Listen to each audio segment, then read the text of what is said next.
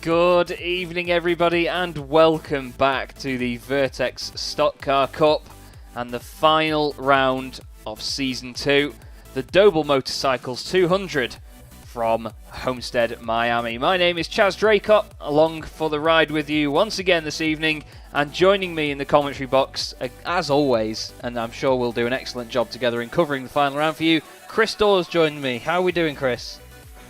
I'm a little bit excited about this. I mean, I cannot believe you couldn't have scripted this any better, could you, mate? That we come down to the final round. They're playing shenanigans against each other in the driver's briefing. Seriously, mate, this is epic stuff, isn't it? This is what we want as commentators, because we live off of these little snippets that help us make it even more exciting. Definitely, we certainly do. And thanks again as well, by the way, to Doble Motorcycles for sponsoring the final round of the championship. They've been a very good supporter of the series this season, and of course sponsoring previous rounds as well. The guys are just in qualifying at the moment then, so they're going to be absolutely putting their best to it, and I'm sure that we're going to see a hell of a good performance from most of these guys tonight. Anyway, a lot on the line with it being the final round of the championship. So we're going to have a quick look and see what they've got going on then, as we have qualifying at the moment. We just had, as Chris mentioned there, we had the drivers' briefing not long ago, and, well, some of these boys have been having a really good laugh with each other, and apparently we may see some of the top 5 in the championship, I believe they were saying, Chris, coming through from the back of the field. Yeah, I mean, it's an intriguing one. Bless one of them, we'll leave nameless, wasn't totally comfortable with the idea because it was making him nervous about that, because this is a tricky circuit, and we'll explain why as we go through this 200-mile race. But and you kind of felt for him, because you kind of could put yourself in his position. And then you've got things like, they were talking about the top 5. Well, Jason Glenn in 5th and Guillaume Hesno in 6th. After the drop scores at the moment, they're only separated by 1. So it's like, well, at which point do you stop it? So I don't know. It's a tricky one, isn't it? Definitely is. We ride on board with Alex Sedgwick at the moment. Championship leader overall, as you'll see here. However, as you won't see here apparently, thank you to the software. Just bear with me 1 second. We'll get that sent through. So you should be able to see some championship standings in just a moment anyway. And I thought I was getting the better pictures this time as well, and noise. There you go. Alex Sedgwick then does lead overall as the pro as such, but Aaron Smith is the real leader, essentially. Not taking anything away from Alex's performance, of course. However, but let me just make the thing that's amazing, make sure that the subplot is known, is that Aaron Smith is not interested in just taking the true championship, as in everybody goes, Alex as a pro doesn't strictly count. Yeah. He wants to win on this overall table as well, doesn't he? Oh, he does, yeah. He wants everything. He wants to be completely... And he's only 4 points down, for goodness sake, so we can do it. Oh, yeah. Oh, we are in for a treat with this one, let me tell you, everybody. And, I mean, you can see just how close it is between everyone. Even Brian Crowell's downwards there. There's only 17 points between him and Guillaume Hesno in 6th place, so we are in for a proper close one here. As qualifying goes on now, Sedgwick has managed to put it on pole. He's carrying the Doble Motorcycles logo on his bonnet as well today, as you can just about see there. Adrian Burks is Adrian Burks is someone that's always been quick on the ovals in these series as well. Oh, there's a beautiful top-down shot of the oval, actually. That's a gorgeous shot. How good is that? And it is the key point is that, as we're being briefed, this is one of the few that are actually ovals. They're all called ovals, but this truly is an oval. It's not tri-oval, as they get called. And as you saw from that fabulous overhead shot, it truly is. But that throws in its own challenges, like getting in and out of the pits is incredibly difficult, apparently. And the banking transition from those the two ends onto the straights, you're talking sort of like 20 degrees down to 4 or 5 degrees. And apparently the biggest incidents are going to be off the corners where it suddenly stops banking. And that is why they've got an issue coming in and out of the pits as well. I mean, it just throws some awesome stuff out of it, doesn't it? It really does. We're in for a treat, like we've said. It's going to be absolutely sublime tonight.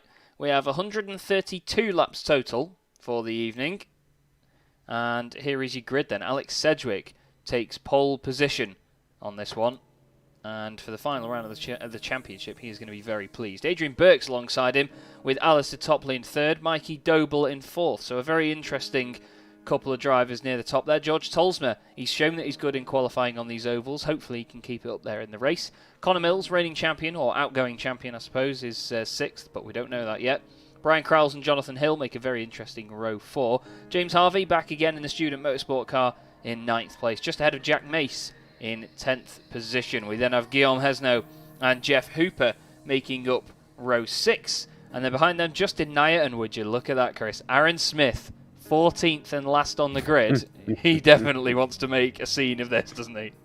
Yes, he kind of threatened he was going to do something like that. Now, interestingly, of course, is that it does have Sedgwick at the front, and I'd imagine they're sort of all talking, going, right, are we doing this or not? Because literally, it was being discussed about messing it around in that driver's briefing. So I'm not sure whether they completely know what they're supposed to do now, and what are they able to do technically.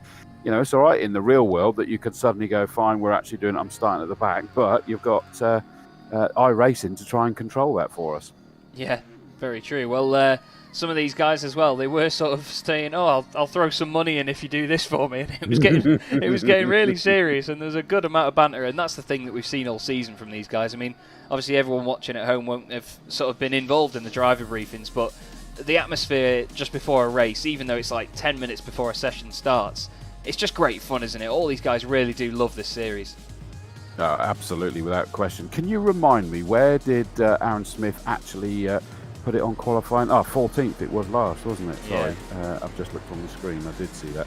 Because that could become important, and there lies one of the reasons why he's made sure he does that in the Bumblebee yellow and black, or the Wasp, as we've been calling it, actually, to be fair. Number 70 is that you get extra points for making up positions, and 3 points for being the biggest mover. And so, some people have been sort of kind of almost found out for doing that during the course of this. And so he's gone, well, fine, so am I this time, because I need those extra points. And that's it. He wants to show us what he's got. Sorry, Chaz, it just means that I've suddenly realised is that Aaron Smith would have been hoping that they weren't going to suddenly do that start from the back. He wants Sedgwick to start from the front, so that he doesn't get points for being the biggest gainer. Yeah, very true, actually. Very true. I hadn't thought of that. Yeah, it's quite mad how the scenario sort of unfolds itself, but we'll have to see how it goes on. I believe we've got Adam Owen doing the points tonight. But anyway, these guys then are about to get it underway for the final round of the championship in the Vertex Stock Car Cup. Alex puts his foot down, away from the line. Alistair Topley gets a great start on the inside. Look at Connor Mills there. Connor's just got a bit of a tap from Brian Crowles. He comes down on him there. Connor's a little bit out of shape as well in turns 1 and 2, and that's going to slow Crowles down. James Harvey's going to go up as well, but he's been slowed down from that. Wow, very scary moment there to get the race underway, Chris.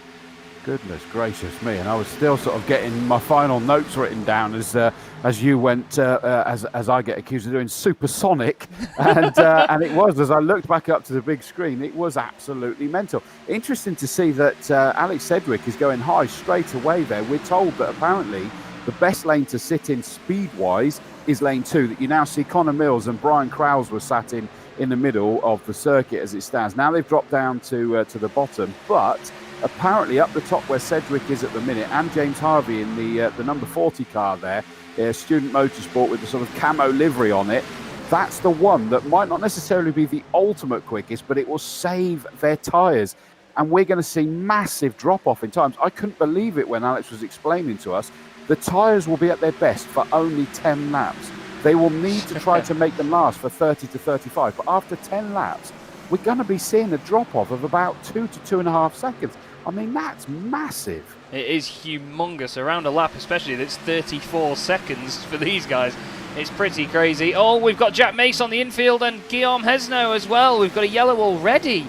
I wasn't expecting that tonight. These guys have been saying that, you know, they want to take it easy and have a nice, enjoyable final round, but Jack Mace and Guillaume Hesno... fell for that. Yeah, to be fair, I did, yeah, I must admit. Now, I mean, not to point fingers, but we know that Guillaume has sort of had his sort of go high and come back down, although he's actually on the inside this time, so let's see what happens here. Jack Mace running that high line.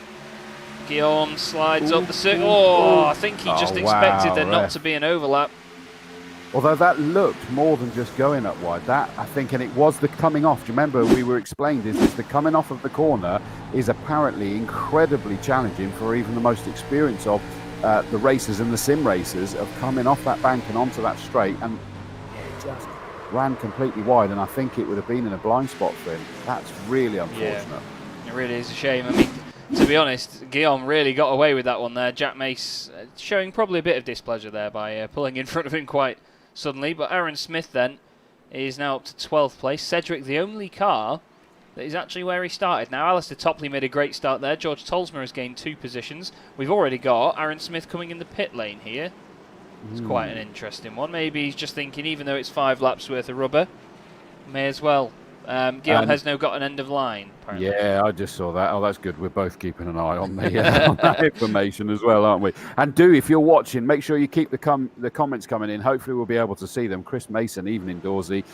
Yeah, I'm back here again, Mason. And we had Bobby Thompson. I don't know whether he's still watching, but British touring car race for Team Hard. Bobby Thompson was watching the feed as well. So hopefully he's still glued to it.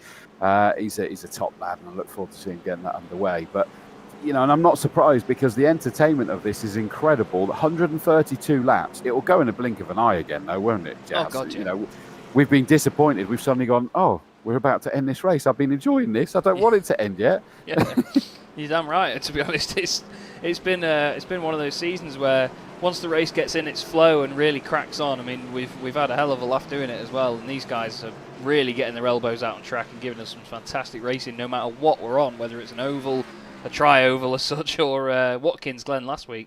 It was just amazing. But it's quite an interesting top 5 we've got at the minute. Obviously, Alex Sedgwick, we know he's very good on these ovals. He's won most of the oval rounds of this championship since it started. Alistair Topley's always been quick, but he's back up there now in 2nd place. George Tolsma, he's done a great job being in 3rd position, and we saw that he was quick at Daytona as well.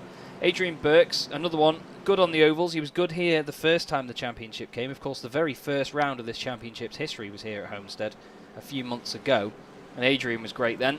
Mikey Doble, he's been up and down the order in certain rounds, but to be honest, 5th place at the moment is good for him as well. And Jonathan Hill, another one that's had a bit of a rough season with incidents here and there. I remember he had a particularly difficult race at Zolder as well, struggling to get used to the car. But, I mean, he's still got the Gravedigger livery back, so, I mean, I'm loving that. But it's the fact that he's doing so well with it as well, and he said that it brings him luck, and it certainly is doing. No, I mean, it was so good because he kind of went back to his old one. It was for his little lad's birthday, wasn't it, originally, when we were at Zolder, wasn't it? And then it went back again, and we're like, oh. And I think everybody else went, oh. So we brought it straight back again, and good man. It looks awesome, doesn't it? It really does. And I mean, look at the detail on it. Fair play, the time he must have spent for that as well. It is gorgeous. Very, very gorgeous indeed. And, well, that's one of the beauties of sim racing as well. You can see some incredible liveries put on some of these cars. We still have the lights on the pace car, so we've got another lap. I've noticed that Jeff Hooper, by the way, has actually dropped down. He came into the pit lane not long ago, so he's dropped down to 13th position now. Aaron Smith is going in again. He's been in the pits for the last 3 laps now as Aaron Smith. And what I'm hoping here, we've had issues in the past. Ben Kriener mentioned that he got a drive-through penalty. And not cleared. And it did not clear despite coming through 3 times. I can't see there's anything that Aaron had as a drive-through. Yeah. and we've not had anything sent through to let us know anything there. So, and he doesn't need to do this for any additional points now, does he? Because at the end of the day, it's the position gained from the start. So it doesn't matter now. He doesn't need to suddenly kind of make it more challenging for himself again. It is what it is. So hopefully it's not putting this erroneous drive-through penalty in there. And if that is the case, I'm sure the guys in race control are having a close look at that to make sure it isn't. Because that's critical, isn't it? We don't want any kind of championship sorted based on some kind of glitch like that. Yeah, it'd be a shame if anything like this causes a big implication in the championship. Either that or Aaron's just trying to give himself an even bigger challenge and go to the back again as if it's a reset. But speaking of resets, we have... Ivan makes a good point. He could have been speeding in the pits. But Alex Sedgwick is going to be hoping to be speeding a lot more than these guys now as he gets his foot down again. Alistair Topley does a good job and goes with him. There's a bit of a shuffle in the mid-pack there. Connor Mills trying to make it 3 wide almost with Mikey Doble. They're 2x2 there. Noah's Ark around turn 1. Jack Mace. We've got James Harvey looking down the inside a little bit of Jonathan Hill there as they come off the corner. But as you alluded to before, Chris, coming off the corner here is very difficult. And that's one of the main things about any sort of oval or NASCAR racing. As Jonathan Hill gets into the wall. Yeah. He's got the overspeed then as he gets the run. A little bit of contact with Jack Mace. He's lost a handful of places there, bucket full of places. But it's coming off the corner that is, to be honest, the main thing, isn't it? Getting the run off the corner. It's what it's all about. It is, because literally you've gone from sort of like hooking it up, and apparently there is a seam if you go in the in lane 2 in the middle there as well that you can really get yourself hooked up on and sort of literally lasso yourself around the banking. And then suddenly it drops down to a flat, and it is a big drop off. It doesn't really do it justice. You kind of saw it there, didn't you, where it went up on it? But it's this point when they now come off of the banking, down onto the straight again. You've kind of got to do it to really get an understanding of the difference on it. You know, these cars are hooked up probably with the turning, the steering already pointing to the left. You know, that's the point. They've suddenly got to turn right, in effect, to go straight in most circumstances, and it suddenly goes boom, down straight. And you know, you're talking like a circuit that hasn't been resurfaced. What were we told? Something like 2003 was the last time this got resurfaced. Now remember, you could turn around and go, it's just a sim, guys. No, it's not just a sim, guys. iRacing will absolutely spec it up as per the circuits. So this is seriously aged and weathered tarmac or whatever surface it's supposed to be, making it massively challenging for them. And it's great that they can reflect that as well for the drivers. So each sort of circuit's characteristics has its own challenge. And I just want to highlight as well, Jack Mace's restart. What a restart he had. He just suddenly appeared in 7th place. He was down in like 11th or 12th after the restart. Obviously after coming in earlier because of the damage. And he just hung it around the outside line, as he's doing now. And he gets an amazing run off the corner. Look, he's got it on Connor Mills now.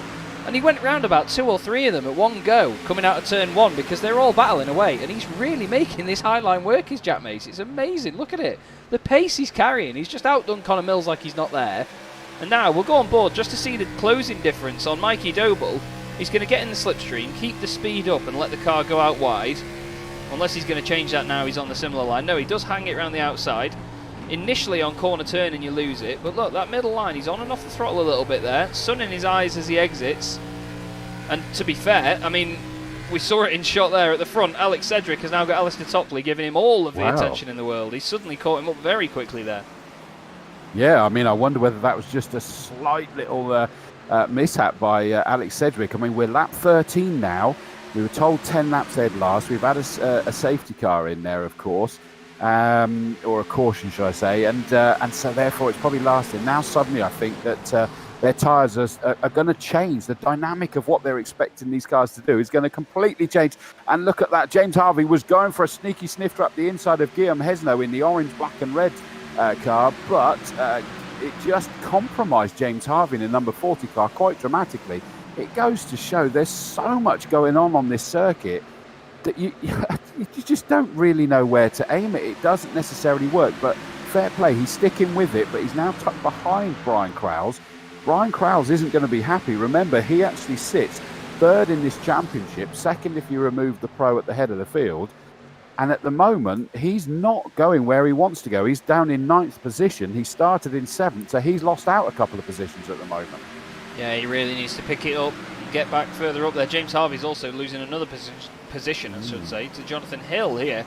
So the risk down the inside of that line that he took was just not quite worth it. Aaron Smith hasn't really made up much ground from the back of the field either, to be honest, but Mike from Simply Racers said he took on more fuel than others, he thinks, so maybe weighing the car down a bit with people expecting pit stops. Mikey Doble and Jack Mace again, look at it, making that outside line work gradually. Round the outside he goes. It doesn't look like he's got it done here, but when he's got the overspeed down the straight, look at it, it's like a slingshot alongside Mikey Doble. Before you know it, he's slightly in front into turns, what would be 1 and 2.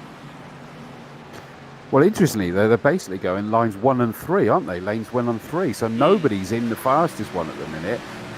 Alex didn't really tell us a lot about lane 1 down the bottom there, did he? He sort of said about the fact that lane 2 is the quickest, especially as there's a seam you can get hooked up on. Lane 3 sort of preserves your tyres a little bit more, which Jack Mace is up there. Oh, and he massively drifted wide there, didn't he? But he held it together quite nicely, and it looks a bit status quo between 1 and 3, and it makes me wonder whether Connor Mills is sat there sort of thinking, all right, boys, you keep creating that gap for me.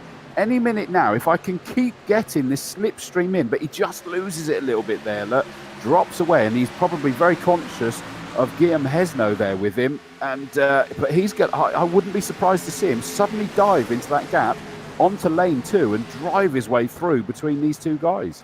Yeah, you've got to be thinking that he might be conserving his tyres a little bit better than the other guys here that are taking the tighter line.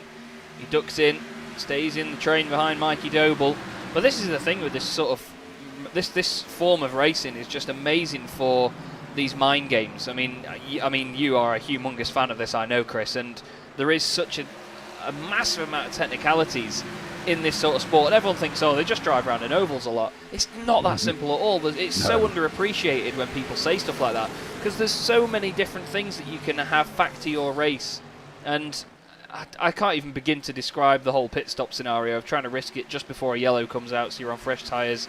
And it goes on and on and on, and you can compare it to there's Tolsma and Mikey Doble make contact. Tolsma's back up, hit by Hesno. He hits James Harvey and Jonathan Hill as well as he bounces back down, and that's another yellow. Justin Nair tries to get out of the way there. Wow, what a dodge that was! But I think he's just put it in the wall as well. We'll have to see what happened to George Tolsma then. That was weird, wasn't it?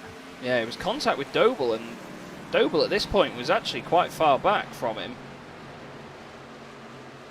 So Tolsma must lose it on his own and collect Doble, surely, because that's a huge, huge gap there. And I was thinking about how well Tolsma was doing, sat there in, what was that, 3rd position, isn't he, at the minute? And he's not attacking Adrian Burks, although he is looking towards the inside of the 72 car of Burks at the minute, but not close enough to make a move.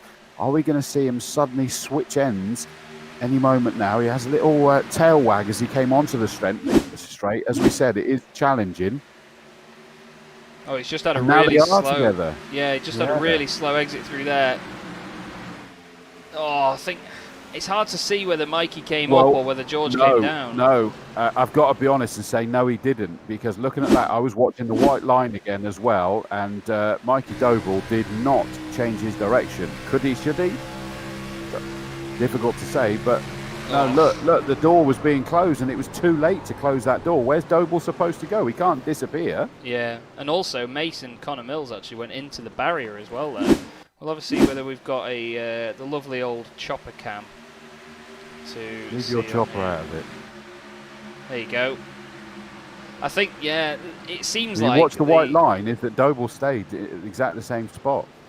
It looked like they just sort of, as they got closer and closer, they ended up just gravitating towards each other as the cars tend to in sim racing, unfortunately. And I was about to say, the other one on top of that, by the way, they've all piled into the pits, unsurprisingly. The other one on top, Jack Mace is going out in the lead. How's that happened? What a fantastic job. But I was about to say, the other challenge you can get in the sim racing is that once you do make that contact, it can be phenomenally difficult to get yourself unattached again. Yeah, definitely. I had it where for my sins, I've started actually sort of racing in a couple of these, And on Monday, I was bang out of order, took someone out off the start, and it was more because I didn't realise they were on my left as we went off the standing start. Oh dear, Alistair Topley. Yeah, he's just lost it coming out of the pits there. He was second as well before he went in. Oh, and he's overlooped it as well. The guys, fortunately, wait for him, which is nice, because obviously he's out of the pit lane before them, so I think he'll be able to regain that position. We were told it's difficult coming in and out of the pits, weren't we? What I was about to say is that, I kind of didn't realise he was there. Jack Mace is back in again, so it was superficial, whatever happens there. Maybe he speeded a little bit out of it, sadly. I didn't realise someone was on my left, went across, and then as soon as I just made a little bit of contact, I'm trying to pull towards the right, and it's just got us absolutely hooked together, rammed that person who was going to be a front runner, which I certainly wouldn't have been, into the wall. Both of us ended up flipping over, and by that point the whole field's disappeared off. And it can, once you get hooked in these, it can be difficult to unhook yourself, unfortunately.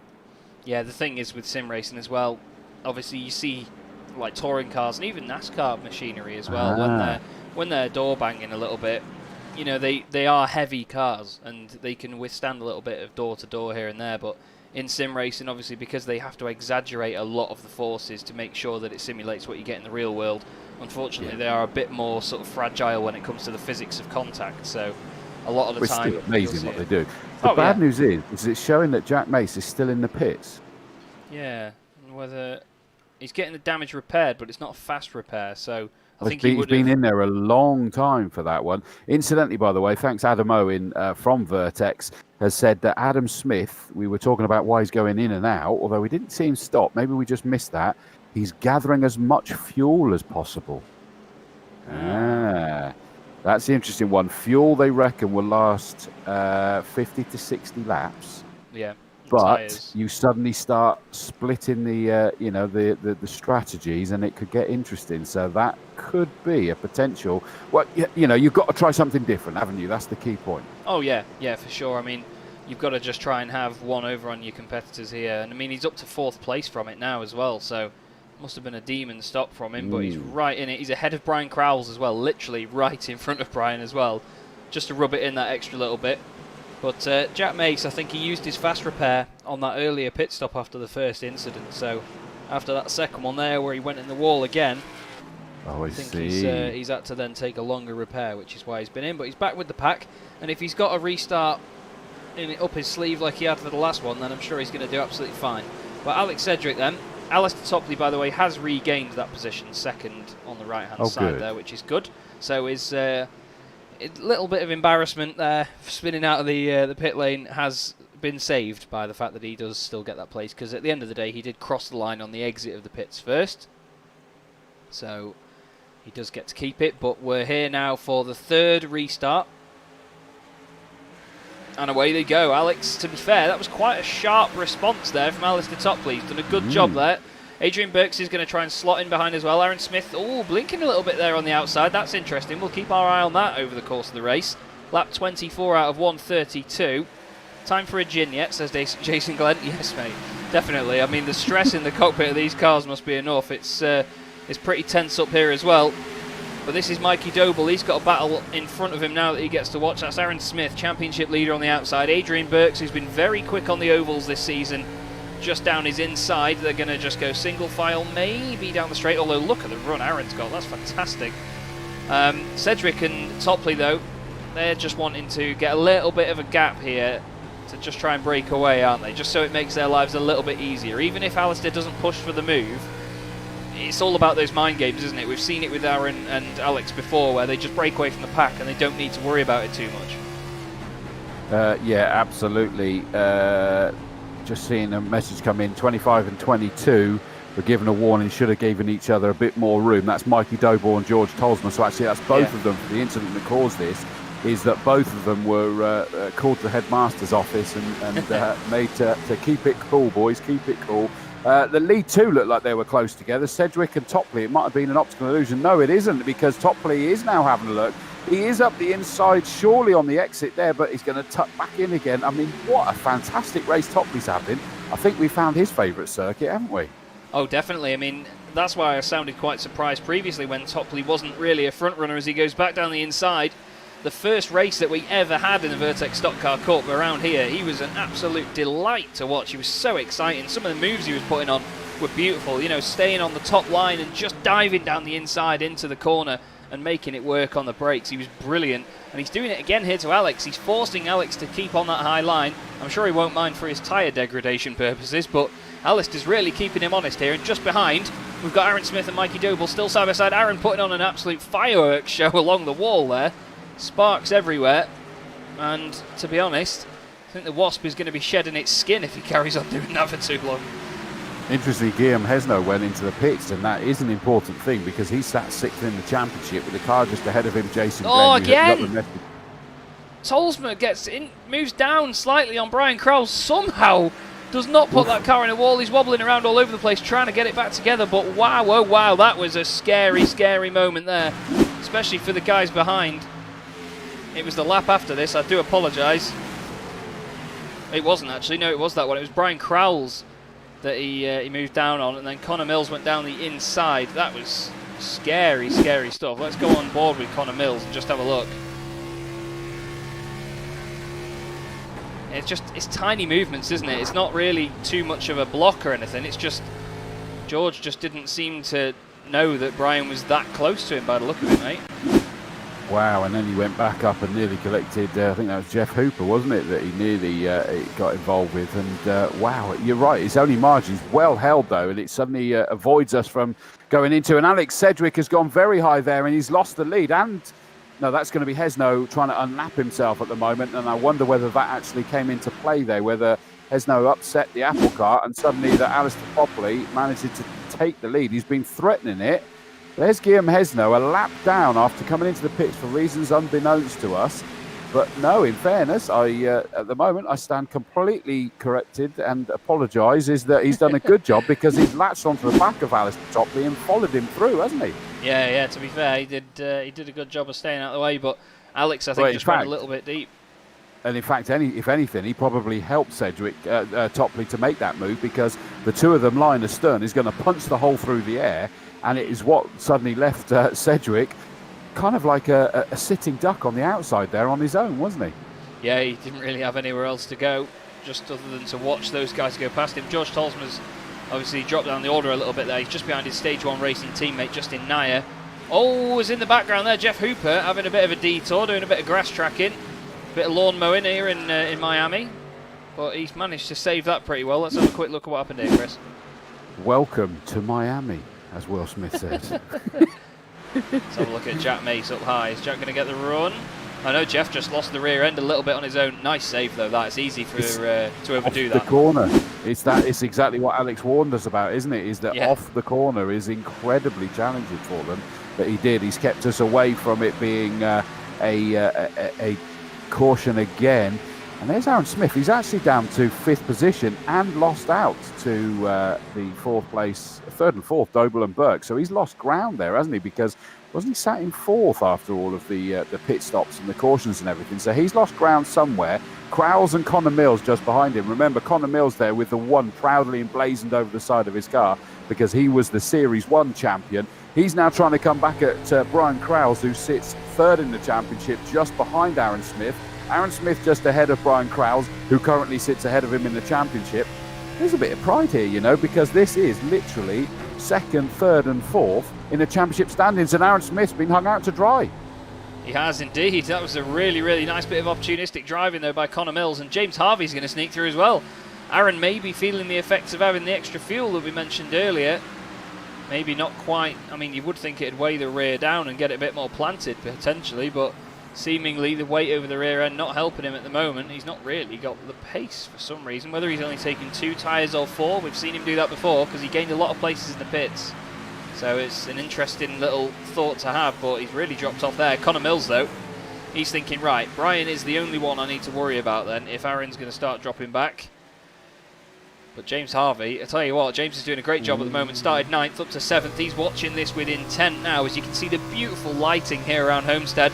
We will be under lights by the time the race is finished as well, everybody, so you're in for a real treat. But look at that, Connor Mills down the inside, commits to that inside line. Brian forced him down there a little bit, but to be honest, he's done a great job there, and he's managed to get the move done before corner exit. Or has he? Brian is still there, nearly making contact But now James Harvey's going to come into the picture, Chris. This is epic racing.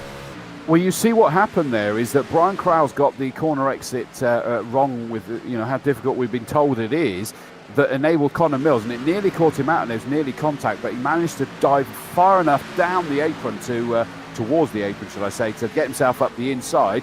Then suddenly it was Connor Mills that got the exit wrong, that compromised Crowell's and enabled James Harvey now in the student motorsport car to dive up the inside to get past Brian Crowell's and now be challenging Connor Mills. This would put him up into 5th place if he does this one. An absolutely incredible job. Incidentally, by the way, that moment earlier when George Tolsma, we thought that he'd sort of come down on Brian Crowell's. Brian Crowell's has been given a warning for marginal contact, but as they say, thankfully no caution was caused in that. So, and this is from the race directors that are watching it from all the different angles with a bit more time than we have to look at it. Yeah, for sure. I mean, it's easy for us to sit here and say, oh, well, that was his fault. But, that's why race control exists. We don't know what we're talking about. I hope we will do by Sunday. No. To be honest, though, actually, James Harvey has dropped a place from both of these guys here. Brian Crowell's has got past him as well as Connor Mills. So let's have a quick look at what happened to sort this out into turn 1. Is it just Brian carrying the speed around the outside? He's not really got that much of an overlap here. No, James takes quite a tight line there. Yeah, you can just see that he's crossed himself up a little bit there. And that was the other way. It wasn't the off the bend. That was going on to the banking that compromised him there, didn't it? But literally, you imagine you're driving along and it's completely flat. And then suddenly it goes up on that angle and your car's trying to sort of take you completely differently. It's just a unique challenge for these guys, without question. Definitely is. We've got a good battle for third, by the way. Adrian Burke's here in the 72 with Mikey Doble, race sponsor, of course, Doble Motorcycles. Don't forget, there is a promo code, by the way. You can get free UK delivery with any motorbike purchase with promo code Vertex. Ends on the 31st of August. Mikey's been generous enough to put that up for everybody watching the stream, so make sure you do check out doble.co.uk. But he's putting in his best efforts at the minute, Chris, and to be honest, Adrian Burks has been a tough nut to crack when it comes to these ovals. He's holding on to a very impressive third position. Yeah, I mean, I'm a huge fan of Adrian Burks because he just does everything under the radar, both off circuit in the chats and on circuit once we get here. And that red and white number 72 car, it's a very discreet colour scheme on it, which I really, really like. And it's exactly how he races as well. And he just suddenly find him up in that position. He's not involved in the fight with the top two as it stands at the moment.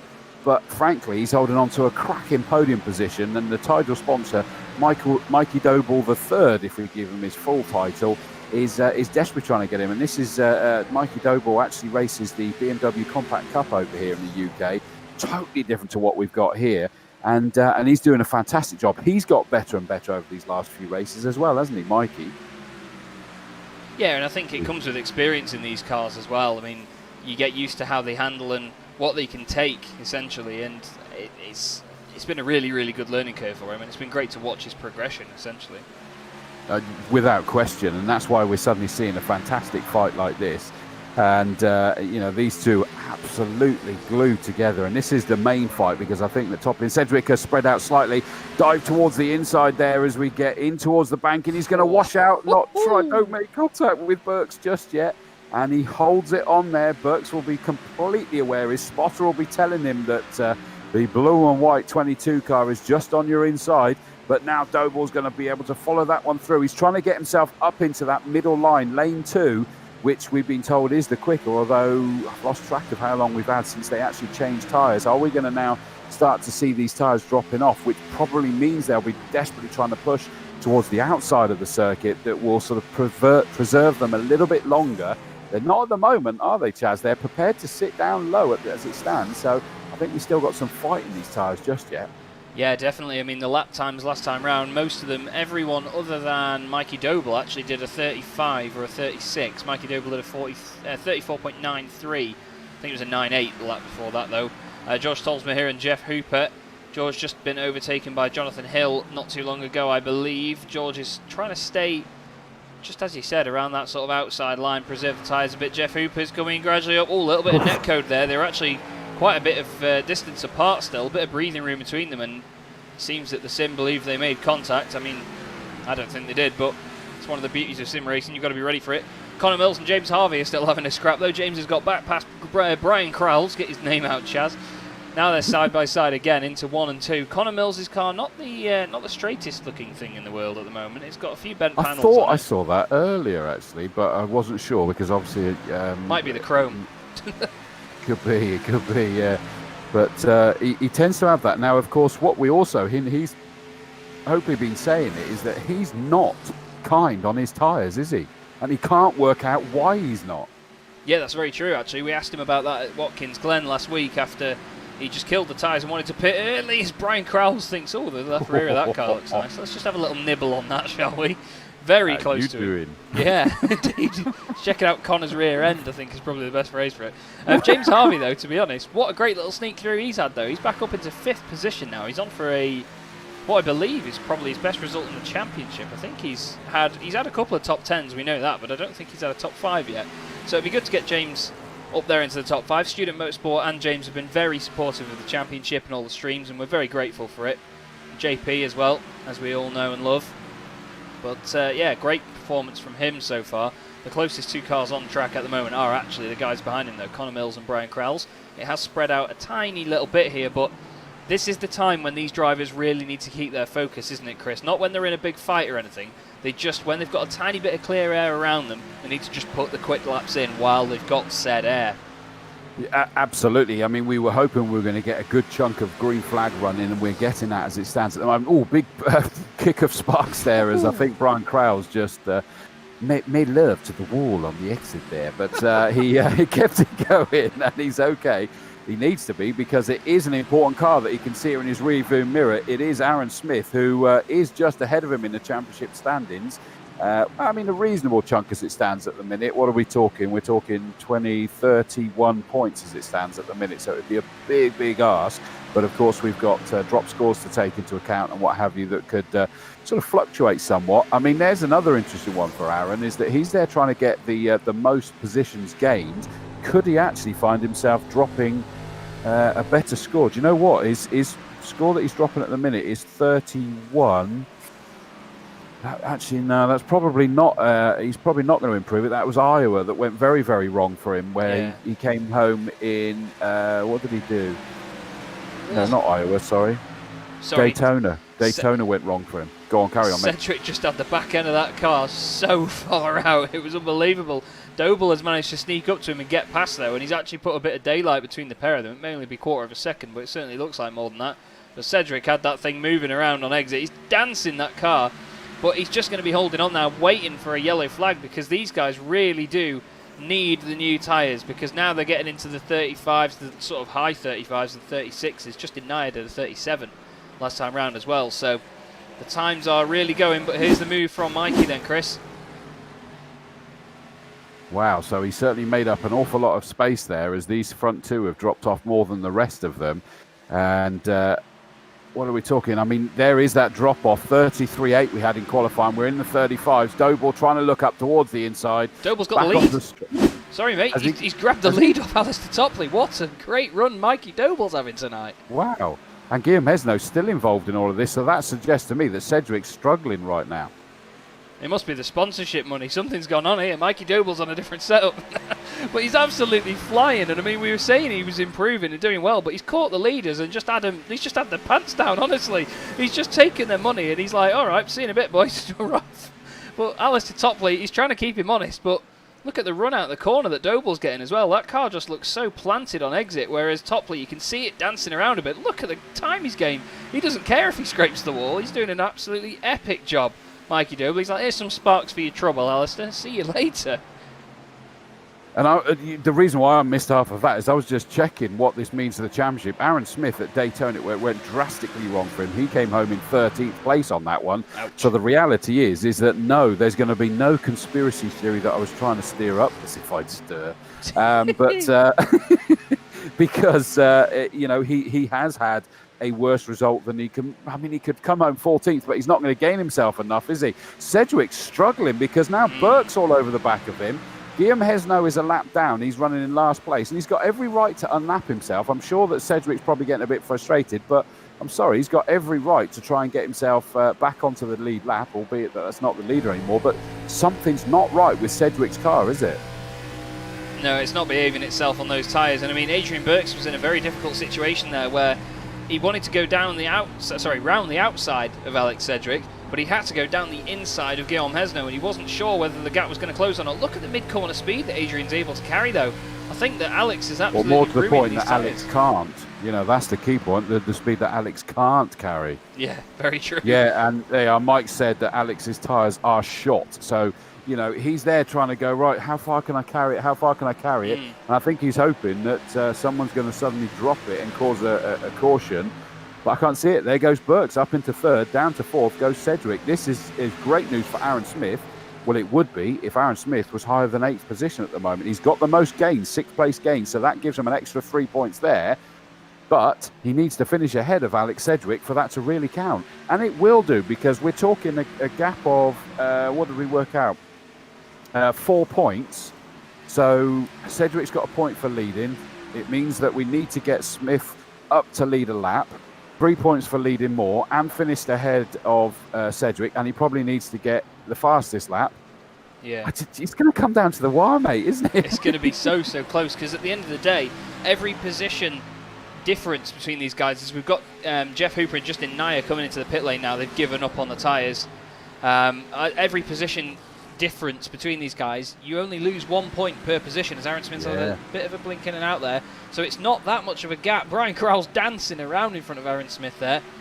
It's just so tense. I mean, it's the beautiful excitement of a final round of a championship where it can go down to the wire. I mean, we know pretty much at the moment that if Aaron Smith can get this done on Brian Crowell's and make sure that he stays in touch and distance with Connor Mills, that he is going to be the champion of the drivers, not including the pros. But as Chris told everybody at the start of this broadcast, he wants to be top dog no matter what. He doesn't care if Alex Sedgwick is counted in the championship or not. He still wants to beat him. Alistair Topley is on pit lane, Chris. He's finally given up on these tyres. Yeah, the first to blink. That is interesting, and that is going to be surely Sedgwick's going to go, thank goodness for that. I'm coming in as well. So Topley is, and no, they haven't. They've all carried on, haven't they? So Alistair Topley's decided there's no point taking a risk. And to some extent, with the drop-off we're seeing on these guys, there is no point. James Harvey, is that getting back past Connor Mills? Connor's just attacking him at this point. Yeah. He's just caught back up to him on the old tyres. And I think we were saying before that Connor does like ruining his tyres, so he's probably used to have the car handles on him, to be honest. Burks and Sedgwick in the pits. So there we go. I was convinced that Sedgwick was going to go, thank goodness for that. And even better for him that Burks has gone in as well. He's dragged it out as much as the rest of them. Doble and Mills have gone, I'm going to carry on. Smith, who, of course, has been sort of doing some extra things out of sequence, he's carried on as well. But I cannot believe for a second that the tyres are going to be able to keep going. I mean, what we're talking about, they're lapping in the high 35s or into the 36s. So no, compared to the 33s in qualifying, their tyres are dead as well. They will be. Mikey Doble, race leader, comes to the pits. This is Alistair Topley. I just wanted to keep an eye on where he is and where Alex Sedgwick is. Alex is just leaving his box now. Let's just go and have a quick look at Alistair. Where does he end up? Can you see Alex on the infield? Are we going to see it from the rollback? There is a car on left down the inside of Hesno. That is gutsy stuff from Alistair Topley. And he's going to have Adrian Burks as well. And he's going to retain that position. But wow, that was really, really brave down the inside there. Let's have a look now at who was the race leader before he came in. Mikey Doble. George Tolsma has carried on through. Aaron Smith is in the pits as well, and Connor Mills. Mikey leaves his box. Now where is Topley? He's just gone past the start-finish line. Again, we'll go on board with him. He has. He's already gone past Mikey Doble. There is Mikey coming out now, and there's Burks as well in the background. Mikey's not going to get up to speed in time, and through goes Burks. So unfortunately, the pit stop has not helped him. That extra lap on the knackered tyres. Sedgwick's still back, though.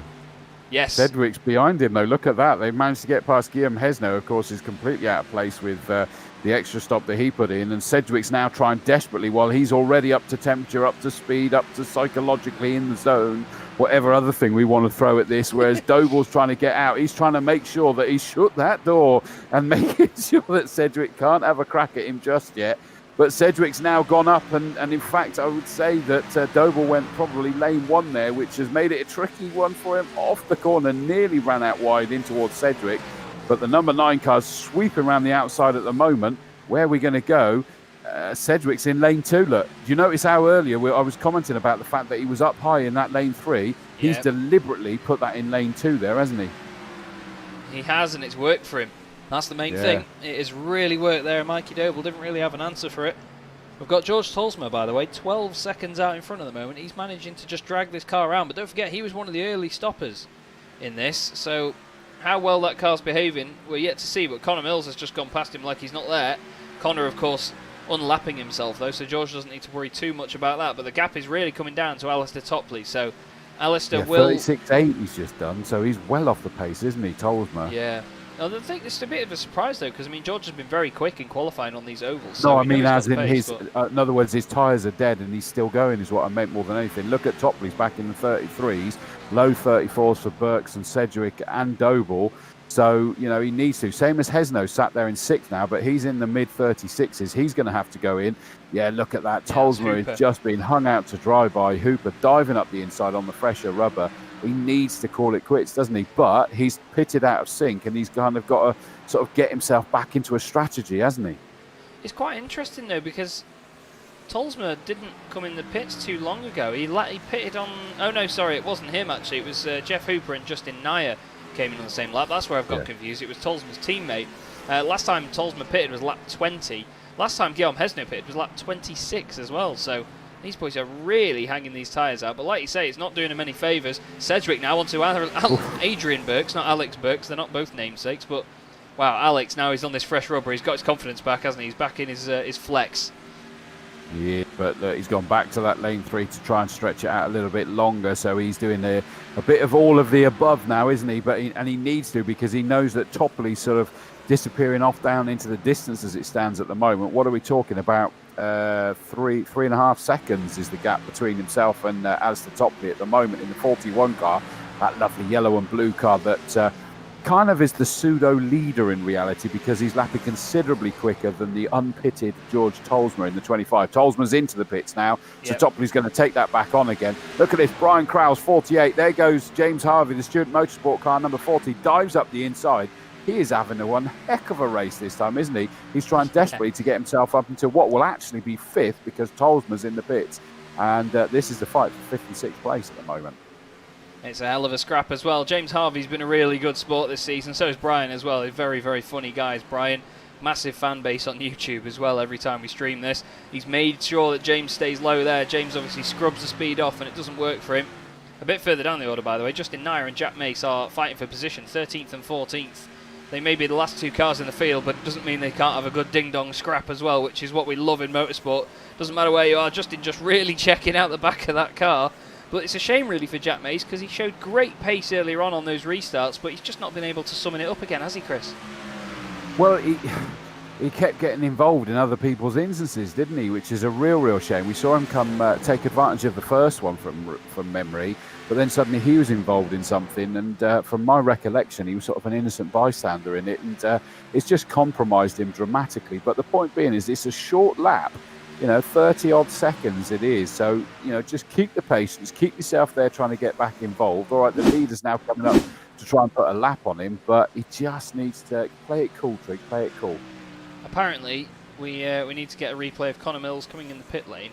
Apparently, that's not the actual pit lane entrance, but I'm just trying to see whether we can find it, and it doesn't... Oh, here we go.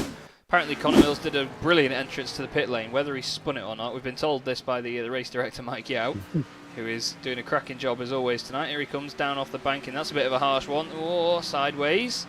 Sideways. That is... Oh, way up now. Oh dear. Big drift. Oh, kisses the wall. That's the wrong pit stall, Connor. If that was the right one, that'd be great. If that was the right pit stall. But unfortunately, that's what's lost Connor the time, because I did notice he dropped down a bit. He's now in 10th place, so... Aaron Smith has been handed a real lifeline there in the championship. That's one of the guys out of his way as it stands here, Chris. That is a real shame, isn't it, that has happened. And interesting as well. We got the other note that said Adrian has told Alex to go by. Interesting. I don't know whether that's just Adrian saying, look, we know that you're going to be quicker. Just carry on and off you go. And I don't know. That's an interesting one. There's got to be more to that than meets the eye. Yeah. But in fairness, and it probably was right, is that, look, Sedgwick then also got past Mikey Doble, and he's now trying to close in on Alistair Topley. Lap time wise, is that he's lapping virtually identical. That was earlier. Apologies. That was earlier that Mike's just let me know. Thank you. Oh, when Alex's tyres were shot. It was the other way round, actually, is that Alex told Adrian to carry on through. Apologies. I've misinterpreted that. But, right. Sorry, Mike. Thank you for letting us know. But, the point being is that Alistair Topley and Alex Sedgwick, the top two, they're both lapping 34.6s. So, you know, it's down to 1 point... no, actually, what's the gap? 3.5 seconds. Yeah.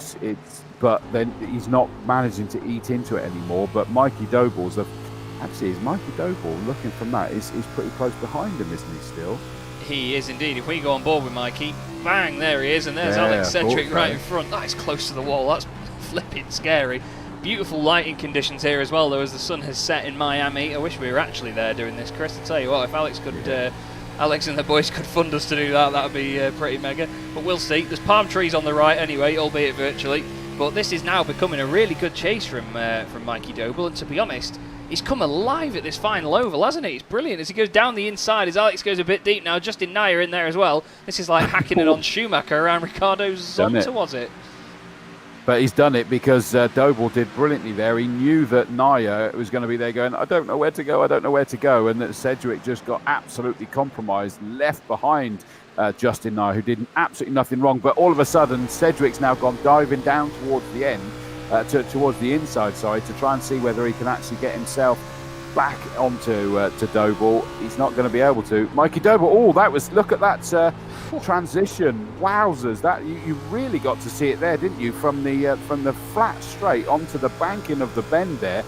That really unsettled Mikey Doble, but I think the good news for him is that it scared the bejesus out of Alex Sedgwick, and he just played it cool in the end, and he didn't lose out the space that he could have then.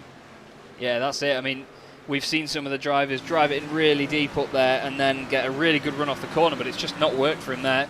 Aaron Smith, by the way, is now closed in on James Harvey. Aaron has summoned the pace that has got him to the top of the championship now, and he's starting to put the pressure on the Student Motorsport car. A very, very pretty Student Motorsport car. I must reiterate that every time I see it. It's gorgeous. Love that camo pattern. Honestly, I do. Just a little nerdy bit here. I'm a humongous fan of Russian aircraft and aviation, and they use a very similar camo pattern to that called jigsaw camo, and it looks great on most things. As Aaron Smith doesn't care about the pattern on it, he just wants to overtake it now as he's coming down the straight. He's probably thinking, what's Chaz on about in the box, if he's listening? But into turn one, and the Wasp has gone down the inside again. That's a very low line there, though. That's probably the lowest line we've seen this evening, other than in an incident, isn't it? And that's interesting. That worked perfectly, didn't it? That is very intriguing. Hugging the apron there is, we haven't really seen people really go that low, but it really has worked. I mean, he got the run in, and I think he was just trying to make sure he stayed right out of the way of him there. Interestingly, by the way, before we dropped away from Sedgwick and Doble's fight, we suddenly saw they were being separated out by the George Tolsma 25 car. And, of course, he's only just pitted, and it was amazing to see the difference. Yeah, look, Tolsma's even gone blasting past Doble. Look how much drop-off we're getting on these tyres, that Tolsma has just been in, taking fresh tyres a long time after these guys, and he was able to breeze past them like he was the fastest car on the circuit. It goes to show you just how dramatic it is. And I tell you what, as well, just to add to that, Tolsma pitted on lap 63, Doble pitted on lap 57, and Hesno, well, I'm not quite sure what he's trying to accomplish out here, but he pitted on lap 26.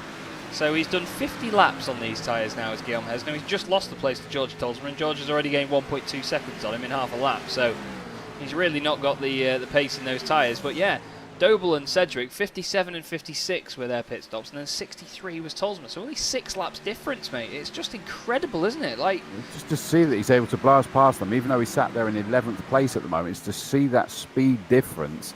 It just really brought it to light there. This is like two of the second and third place cars that quote-unquote back marker was able to blast past. Hesno heard me, I think. He's just come in the pit lane now. He's thinking, yeah, okay, fair enough. Mikey Doble, though, car 22, position 2, and he's done a 34.2 as his best lap of the race, and he's on for some really good points here if he keeps this up. You can just see Sedgwick in the background there, but if I'm honest, it doesn't really look like Alex has got that much of an answer for him at the moment, which is very intriguing because, I mean, not to blow his horn as we have done all season, but we know, obviously, I mean, Alex does this in real life. He's an incredible racing driver, to be in all honesty, but it's the fact that Mikey's come into the championship. He wasn't 100% confident coming into it. You know, he had a few results towards the rear of the field, but all of a sudden he's a front runner, and it's great to see. I love it. I really do love it. Oh, Jonathan Hill, by the way, has also just had James Harvey. I just saw the gap come very quickly down. Then all of a sudden he's gone through and gone past him now. Let's have a quick look how that happened. Just see what the situation was. Down the inside, hugs that lower line. It just looks like he hooks it up and gets a really good run on exit. And that's how easy it is, ladies and gents. You can very, very easily just turn that around. And, oh, I say that, Jonathan Hill's come in the pit lane, so never mind. Let's ignore Chaz. Here's your race leader, though, Alistair Topley. And I was bigging up Alistair at the beginning of the broadcast, saying just how good he is on these ovals, and he's one of those drivers that really comes alive. And he's shown that so far. 3.2 seconds is the gap back to Mikey Doble. We'll see the gaps overall on the left-hand side. They are live and updating, so apologies for them flickering around. But, wow. This is a very strong performance by Alistair at the moment, and I'm very pleased to see it. Been a fan of Alistair's driving since we first came here at Miami a few months ago, but we're just over the halfway point now. 80th lap is coming up, and it's 132 to go. Sorry, 132 total. But Alistair's done a smashing job in that Penske car so far, but the closest two on track is actually Alex Sedgwick chasing down Adrian Burke. So we'll go on board and show you the speeds these guys are doing. As you can see, the light is really dropping now. Flames out the exhausts. Alex riding up very high near that wall. To be honest. Oh, sorry, just correct that's Doble, not Burke. Don't forget, because Burke's behind him. Got a yellow. Got a caution. Brian Crowell's championship contender is in the wall hard, and that is stopped on the exit of turn 1 or mid. Whoa, okay. Woohoo! James Harvey. Get that man some new pants. Oh, Justin Naya here, he was a lap down. Oh, no! Justin just in. News just in. Justin turns in.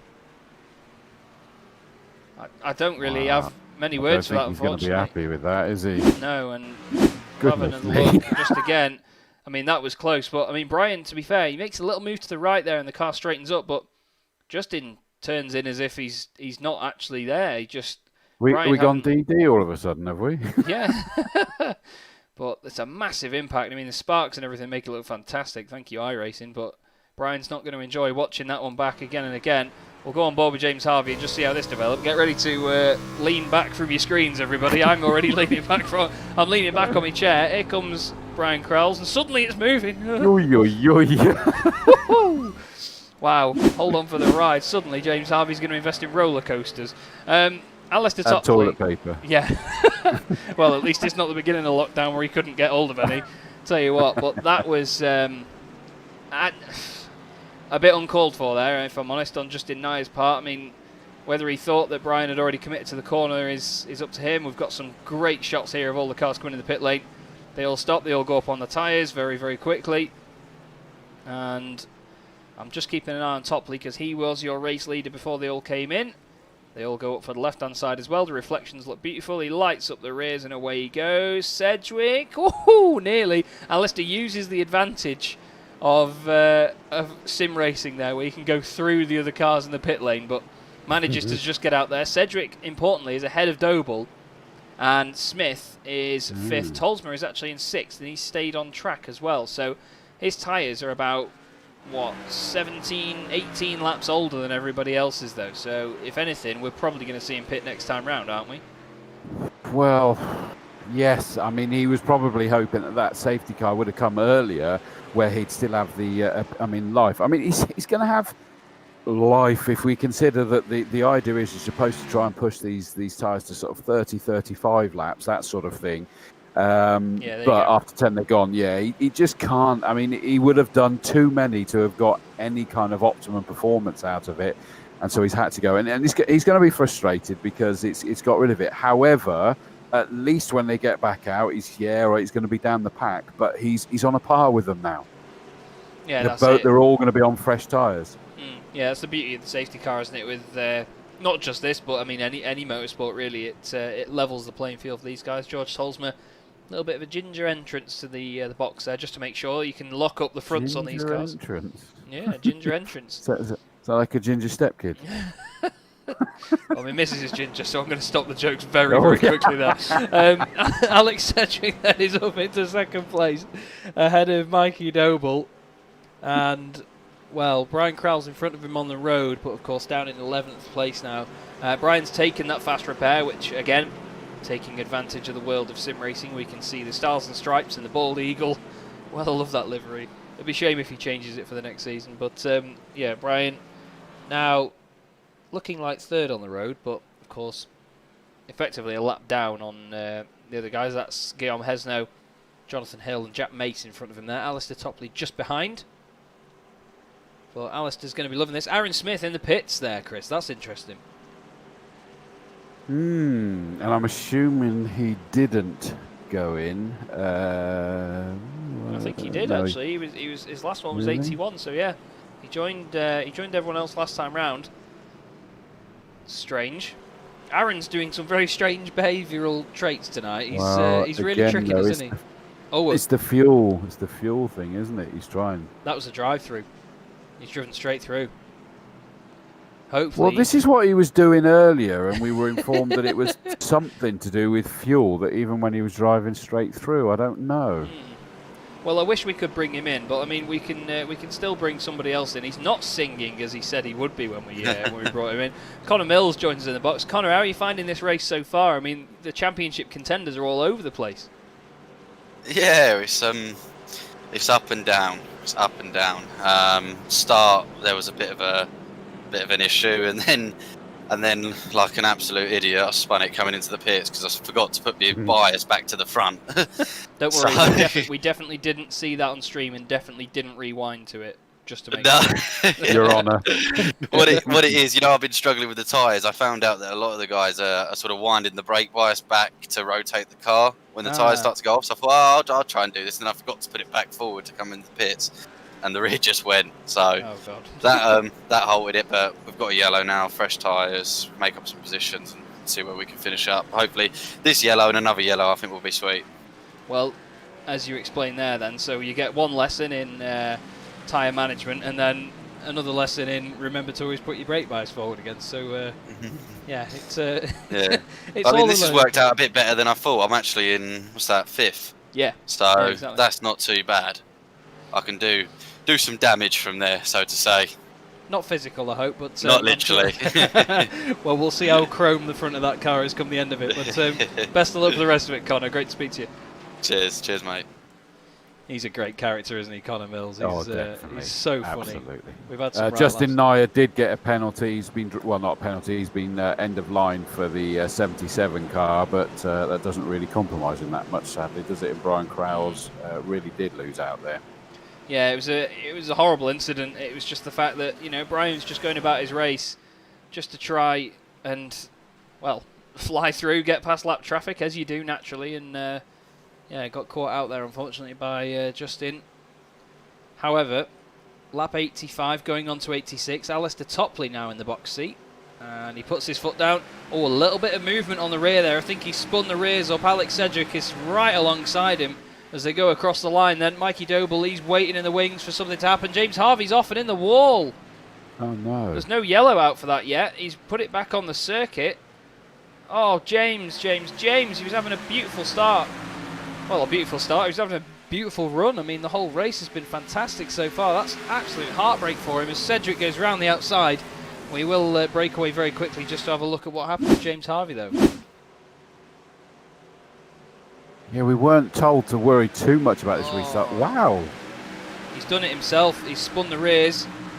Oh, and he just gets hit by Jack Mace as well. What happened to Jack afterwards? Did he lose it? No, he's still got damage, though, but Yeah, James just spun the rears on his own there, bounced off the wall, and as the car came back down and settled again, it spun again once he changed up. Alistair Topley's now still holding on somehow to this from Alex Sedgwick there. What a great scrap.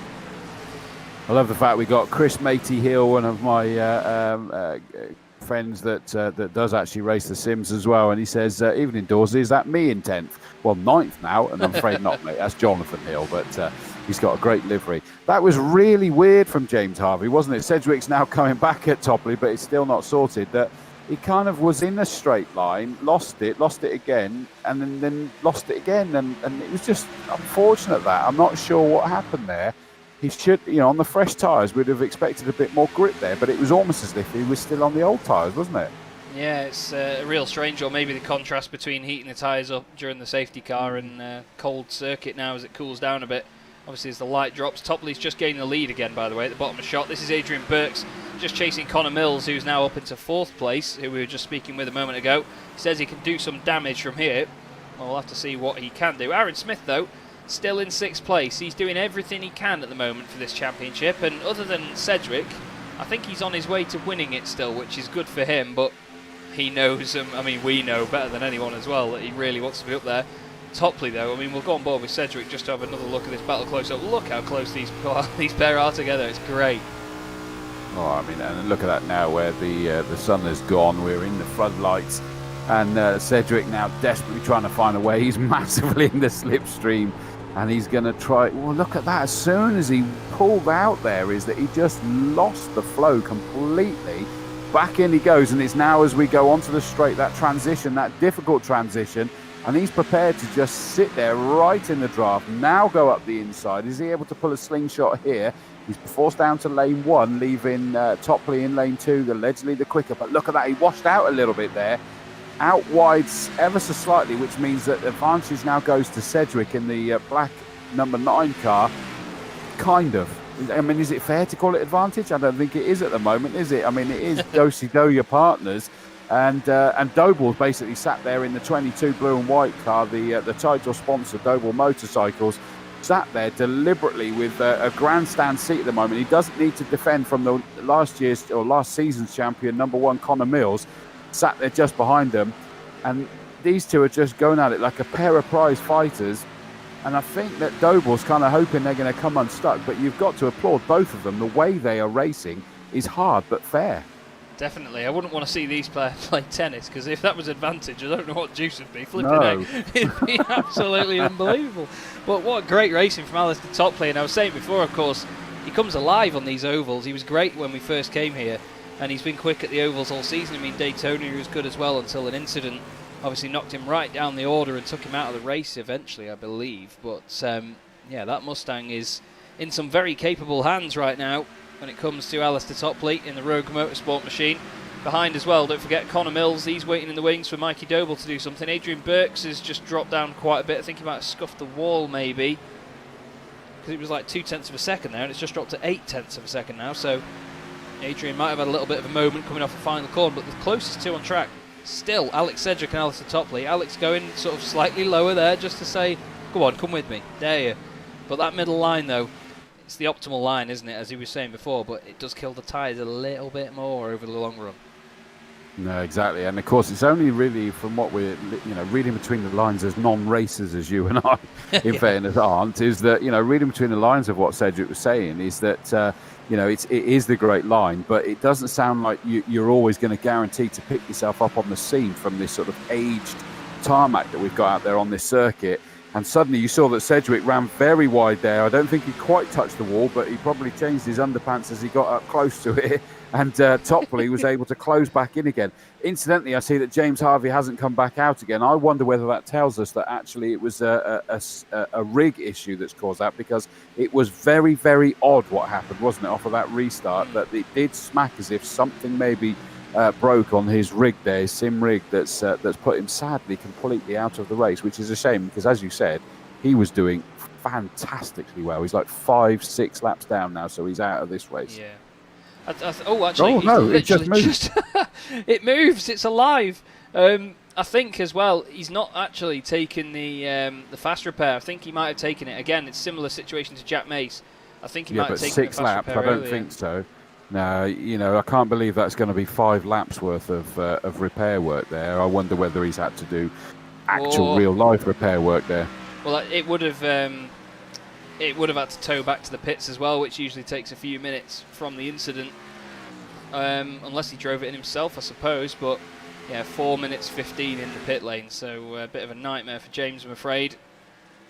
But good to see him still giving it a go though and getting back out there. Fair play to him, absolutely cracking stuff. George Tolsma as well, he's doing a good job here. He's ahead of championship contender Brian Krause, of course, thanks to the incident with his teammate. He's probably going to come up to the back of that stage 1 car and think, oh, not again. Just please let me past. But this is for position now, and you know, George Tolsma isn't obliged in any way to get out of his way. I mean, he certainly wasn't before. The pair of them did make contact and both get a warning for it, so we'll see what Brian can manage this time. But he's got a nice, clean, shiny car this time, Chris, so I'm hoping for his sake that it's going to be a bit easier this time round. As he looks to the inside, George comes down a little bit though. He says, no, I'm not letting you have this that easy. You've got to work for your championship points, mate. Brian just having another little peek. It's, I mean, you think that was 41 minutes ago that these two had their moment. That's some time ago, but I think they've probably got memories of an elephant, to be fair, haven't they? Oh, yeah. As they're still going, and we've still got plenty of fighting left to go. And that was a little bit wild and wide there from the Tolsma car just ahead. That sort of lovely sort of yellow and sort of pinky purpley car, the number 25, just ahead of Brian Krause. Brian Krause not where we expect to see him in 8th position. And he's got another cracking run there. I think he's just got to be patient, you know, because he's going to get the run on Tolsma, because that Tolsma car does not look comfortable at the moment, does it? And interestingly enough as well, Tolsma's tyres are 2 laps newer than Brian Krause. Brian Krause pitted on lap 80, the lap before the pace car, of course, because of his incident that caused it. And George Tolsma pitted on the 2nd lap of the safety car. So that was the only difference between them. So really, they've not actually had that much strain between them in those 2 laps difference as well. So I think that they're on a pretty level playing field when it comes to tyres here. Brian's just shown quite a lot of consistency with his lap times. Really good pace off the corner. George, like you say, a bit wild as he goes in there. Alex Sedgwick and Alistair Topley, they're right together again here. Just noticed it on the timing screen. Alistair is not taking this line down. He's got the chance of a win, and he wants to take that away from Alex Sedgwick. Jack Mace is coming up in front of them now. The Matt Blue machine. As they go around him. Oh, Alistair has to come up there, and that has compromised him a bit, but he's going to be in the slipstream as they get off the corner here, Chris. It's a bit of an interesting dynamic, that one. Bless him. He's that Jack Mace was lovely there, wasn't he? That he clearly tried to get out of the way, but yeah, ironically, I think it just spooked the horses a little bit there for Alistair Topley, and he did a good job just to keep it under control, but it meant that he had to tuck himself back into line. And did you notice in the background is that the blue and white 22 machine's coming up on these two as well? Look at that. He's suddenly right up with them. And suddenly there was 3, and that is an interesting thing. Now, Doble's not necessarily featuring in the championship, but I don't think any of them really care now, do they? They just want to get involved. Sedgwick is doing what he needs to do. Incidentally, by the way, he's also got the extra point for fastest lap of the race. But would you believe it's not by a lot? 33.86 is his fastest lap. 33.89 for Alistair Topley. That's how close it is. What an incredible job we're doing here. Aaron Smith, of course, is down in 6th place, so he's losing, what's that, sort of 5 points out to Sedgwick there. Plus, he's not led a lap, whereas Sedgwick, of course, has. So that's the 1 point that's being lost out there as well. However, Aaron Smith has gained 8 places, so he does gain 3 points there. It's not going to be enough for him at the moment. He needs to move himself up through this order and try to put in a banzai lap to see if he can get that extra one as well. Yeah, there's plenty of work to do. Did you follow that? Just. I've got a headache now. Last time round, before that lap, it was 35 zeros from Sedgwick and Topley, and Mikey Doble did a 34.8. He's done another 34.8. Topley did a 34.9, and Sedgwick did a 35.0, so they've closed again. Mikey Doble sits 8th in the championship on 252 points, so like you say, not really much to worry about. He will overtake Billy Fletcher with this result, because Billy's only 8 points ahead. Guillaume Hesno as well, 270. And then Jason Glenn, 271. He's not here tonight either, so Mikey Doble will benefit a lot from this and probably get a top 5 in the championship if he keeps this together. But this fight at the front is only going to help him even further. As just a bit further down the order, by the way, Brian Krause is still trying to get past George Tolsma. Not a repeat of before. There is a tap. Oh, honestly, boys, get a room. Somehow Tolsma doesn't hit the wall on the outside, but again, I think it was just a little bit of a squeeze there, but I'm not 100% sure, so apologies, George, if it wasn't, but now Brian's got both these Stage 1 cars in his mirrors, so he can just leave me alone. I've got a championship to fight for. Go away. Do you know what? That to me smacked of Brian Krause actually allowed the 25 car back through then, as though he possibly actually felt that he tapped Tolsma out there, because he let him through up the inside quite easily there. The bad news for him is that Justin Nair in the 77 car just behind, who's, I think they also had a moment earlier. Yeah, it was him that put him into the wall dramatically, wasn't it, earlier for the last caution period? Yeah. And not that Nair is involved in this fight. He's a lap down. Aaron Smith's going steady. Did that look steady for Smith just ahead there? Because he's only that car is going slow, because Jack Macy is now chucked out the way. I've got to applaud Jack Macy. He's doing a wonderful job, the young man there, of trying to keep out of this. But that Aaron Smith car is not on the pace. 35.8 last time round, 35.3 for Tolsma, 35.4 for Brian Krause. So, yeah, Aaron Smith really not on the pace here. He's not managing to wrestle this car around well at all. Topley and Doble are still close together, by the way, at the front. Look at this. Mikey's properly into this fight now. And I'm loving this, because it's Sedgwick who, yeah, fair enough, he's been a front runner most of the season. But he's got two of the guys that haven't been, other than the ovals, that are really showing him that they can keep with him on a track like this. It's fantastic stuff. And we've got, 25 laps to go yet, so plenty more action to come. And under the lights, doesn't this just look gorgeous at Miami? It really does, it really does. Sedgwick at the moment is scoring 6 points more than Aaron Smith by my crude maths that I've just quickly worked out, with all the different bits and pieces that are able to gain more. Actually, no, that's not true, because I'm forgetting the point that for pole position, didn't Sedgwick get pole? He did, didn't he? So he did, yeah. Yeah, so he's got an extra point there. So actually, that means it's 7 points difference. So at the moment is that Aaron Smith's efforts are not working, and he needs to pull a rabbit out of the hat to do anything about this, and he needs to hope that Sedgwick's going to drop back. But even if he drops to the back of those guys, he's only going to lose 2 more points there, so he's still going to be 5 points more. And he came into this, what did I say it was? The gap between the two was already 4 points. So at the moment, Sedgwick's doing what he needs to do. But look at this, is that Tolsma and Krause still fighting. Something's not right with Aaron Smith's number 70 car there, is it? Just in front, I'm trying to figure out who that was. Someone went in the wall. Jeff Hooper skimmed the wall. Brian Krause has actually got both of them done down the inside there as well, and now he's in a great position because he's already passed Jeff Hooper while the other guys haven't. Tolsma and Smith side by side. Smith has to get out of it. He can see Alex's points in the championship getting further away. Jeff Hooper in the wall again. He's just trying to stay out of the way here. Not quite doing as good a job of it as Jack Macy's been doing, but Aaron Smith, well, even with the little blink here and there as well, not having the smoothest ride towards getting this championship sealed. And to be honest, if anything, Justin Nair is now putting him under pressure as well. I mean, the tyres, Aaron Smith pitted on lap 81, same as everyone else, so he's not really killed the tyres off or anything and had any sort of disadvantage in that respect. I mean, whether it's the fuel, but I can't think it'll be that much different, because it seems to be affecting it over a run, doesn't it? It's not really a consistent difference in pace from when they first get on with it. He seems quick to begin with, and then he just starts to drop off. But look, I mean, he's even struggling there against the 77 Justin Nair. That's a lap down. Oh, careful, Smith. Don't go running wide there. But, yeah, that car is not happy at the moment. For whatever reason, we do not know. And, of course, that means that he's plummeting down to 8th place. Jonathan Hill will probably be closing in on him soon. There we go. He's in the pits. So he's realised that that car is not in good health, as we could tell it. And he's gone, I'm out, I'm changing right now. Now, this could be interesting. Look at this, 111 laps to 132. He's going to hope that he won't actually have to stop again. These guys, what are they going to do? Are they going to blink now? I mean, the problem for him is he's far enough back. Now, he needs to keep an eye, probably not on Sedgwick anymore, because you've got to say Sedgwick has largely got this wrapped up with the extra points and all of that sort of stuff at the moment. Now, of course, he then removes himself by his own admission as being the pro, is that he removes from like the secondary part of the championship, that Aaron Smith comes into this leading, if you will, ahead of Brian Krause and Connor Mills. Well, suddenly Smith's not doing well against Krause and Mills. The good news for him, Mills and Krause aren't doing great either, really. They're sat there in 5th and 6th.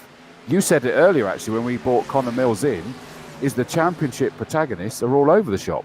Yeah, definitely. And I mean, they didn't even all do this sort of back of the grid start that they were talking about. But look at this now from Aaron. This car is going to be hooked up now. We need to really keep an eye on this. He's unlapping himself here from Brian Krause when he goes by.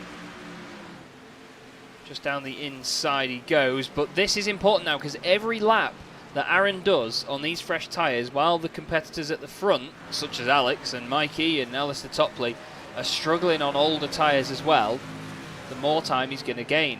Because when they get to the end of the run... Oh, Jeff Hooper's around and in the wall, apparently. Jeff Hooper's stopped anyway. There is a yellow. Now, Aaron Smith has just taken tyres here, Chris. That is a stroke of genius. He wouldn't have known that was coming, but that could put Aaron Smith in the box seat. That's a massive championship changer. Wow. This really plays this one up, doesn't it? And like you say, is that you can't say that this is a master stroke. To be honest, he had no choice but to come in, did he? He had to. Now... This is interesting, though. Jeff Hooper, I'm sure we saw him. He's just come in. He's on fresh rubber, isn't he? So he's not got that fully up to temperature. And that was Toadie's wild ride all of a sudden, wasn't it? I think maybe just a bit of overconfidence on new rubber. It's easy to do in these cars. They feel really planted when you come out the pit lane, but all it takes is a bit of over-eagerness with your right foot. Now, Aaron Smith then, as we say, he's currently down in 9th position, but you watch these guys in front now. They're all going to come on pit lane. And Aaron, well, he's not really got any need to. James Harvey's going to carry on as well. He's, of course, Did I miss, last. by the way, that Doble's ahead of Topley? He is, isn't he? I think in all the excitement. Let me just, while we've got chance, we'll go back and have a look. Here is said move. Thank you for spotting that, Chris. I was nice. I wasn't sure whether I was going mad or not because, of course, these guys have been, line dancing at the front anyway, frankly, haven't they? Yeah, they have indeed. It's nice. Textbook move, that, to be honest. Oh, a little bit out of shape on the exit. Oh, look at that. Beautiful. Nicely done. Right, so what are we going to get off pit road? Where is Smith in relation to all these guys? This is intriguing. There he is. I'm not sure where that puts him. You go chopper cam. They're moving still. He's just on the back straight, is Aaron Smith. So he's not actually going to have gained the positions under safety car because of how far the pit stop put him down originally. So it's actually almost come out at fair play. Oh, I thought that was going to be a lot different to that. He's ahead of Tolsma, but that's it. And let's have a look. Jonathan Hill there, in 7th place. Sorry, means Smith is 8th. No, is he? Isn't he? No, he's not. Is he? So yeah. I thought that was a given there that he was going to be right with him because he would have. The problem is that, of course, whilst his pit stop's been taking place, the rest of the field have, of course, been up to full speed, and he's not been able to be at full speed while these guys have been going into the pits. And the thing is, as well, he was a lap down, so he wasn't even on the lead lap when they were all behind the pace car. So he's had to do the extra lap while these guys are in the pits. Aaron Smith's gone in. Aaron Smith's gone into the pits again. Well, he's maybe thought, stuff it, I'm just going to get the fresh tyres anyway. May as well go for it. He's not gone into his box again, though, or is he? He is going in. Oh, he is. Just a bit further down for Aaron. There he is. Oh, is that an overshoot? I think he's judged that well, hasn't he? Wow. Something to do with the car being black and yellow and there being a black and yellow line for it to hug along there. Wow. That was quick. That was 2 tyres. He's taken 2 tyres there to the outside just to make sure that thing is ready. And he is locked and loaded now for a good final stint. The thing is, though, is that you can't say he's going to have an advantage over them. He's just going to have parity. It's all very scary, isn't it? It's just, I mean, I'm tense in the box knowing that he wants to obviously take this off Sedgwick and he wants to get the championship overall, but wow. Do you know what? We need to be keeping an eye on where is it? Let's have a look. Connor Mills, Brian Krause. I mean, it was Aaron Smith, to be fair, he had quite a chunky lead over Krause and Mills, didn't he? Krause and Mills for 3rd place in the championship, or 2nd and 3rd if you remove the pro. There's only 5 points between those two, and they're sat there lying astern in 5th and 6th. That's not going to be enough for Connor Mills as it stands at the moment because only 1 point different there. Neither of them led a lap. Neither of them have got a fastest lap. In terms of they're not going to feature in the gains there, so it's literally going to be the points for their positions as it stands. So that's going to be enough for Krause. Now, what does that do compared to Aaron Smith? Aaron Smith is behind Krause 1, 2, 3 places. It's going to be enough for Aaron Smith to secure the AM championship, if you will. Yeah, it will be. He's just slowing down So a lot there, I'm not sure. Krause is going to have to try and jump through. You know, he's going to try and pull something off. Yeah, and with Connor Mills around him as well, fighting in the championship with him, I don't think he's going to make that very easy for him here. So this is going to be a very focusing last couple of laps, last 15 laps in the championship, everybody. Make sure that you are on a seat that has a very long leading edge, because you're going to be on that for quite a while now. Make sure it's got a comfy edge, because I'll tell you what, I'm on the edge of mine. We've got lap traffic still in front here, so they're going to get waved around any second. We'll just see them go flying through, potentially. That's James Harvey, Guillaume Hesno and Jack Mace. Those three, unfortunately, having a bit of a torrid final round of the championship. There they go. There goes James Harvey. There goes Guillaume Hesno, and Jack Mace thinks, yeah, stuff it, go through the pace car, why not? You know what? I've seen people that get too used to iRacing and the fact that you can go through the pace car, and I've seen people do that before, not realising you actually hit the pace car in other sims and cause a big accident, and it's quite hilarious while at the same time very annoying because it ruins a race. But yeah, it can be absolute hilarity with stuff like that. However, something that's not going to be hilarity for Alistair Topley is the fact that Alex Sedgwick is still ahead of him. What have you seen, Chris?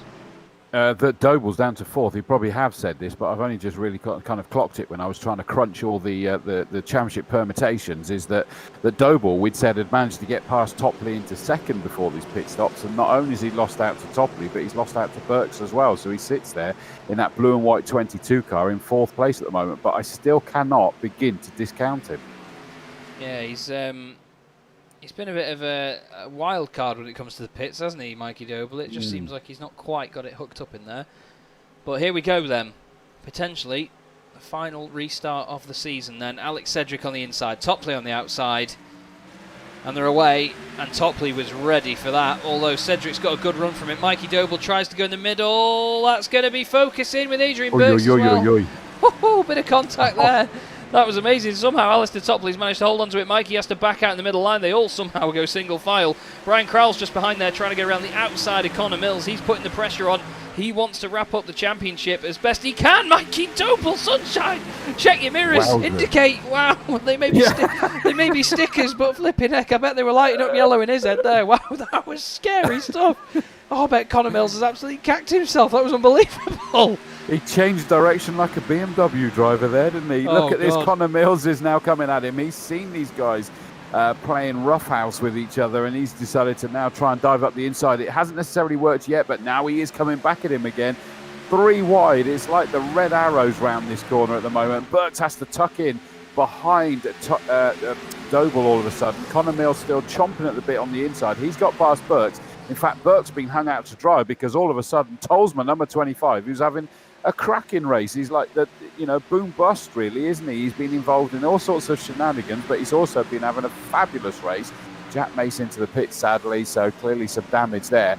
But look at this, Doble back up to 3rd. But these guys have been fighting so hard. Look at that, Tolsma up the inside in the 25 car, up the inside of 72, Adrian Burks. Krause still, he's lost out massively, really, and not in positions, but he's not been able to get involved like Connor Mills was. He's sat in exactly the same position. The top two have gone, thank you very much, and they've cleared off into the distance. Well, Adrian Burks was in 3rd position at the start of this, and he's just been absolutely hounded and dropped back down. And I mean, you say they're like the red arrows. I hope they're not going to try and replicate the Jippo brake and put the smoke on in a minute, because I tell you what, it won't look pretty. But wow, Tolsma, like you say, he's come alive. He's been brilliant here as well. Again, Burks is just hung out to dry on that outside line. He's lost another place from it. At the front, they have certainly cleared off. That is definitely the word. I think I'd probably use a different word as well if we weren't live on air. But Tolsma, 5th place at the moment. I like this championship too much. I don't want to get fired. No. Jonathan Hill, by the way, is on the back of this train, waiting to just see what comes of age here.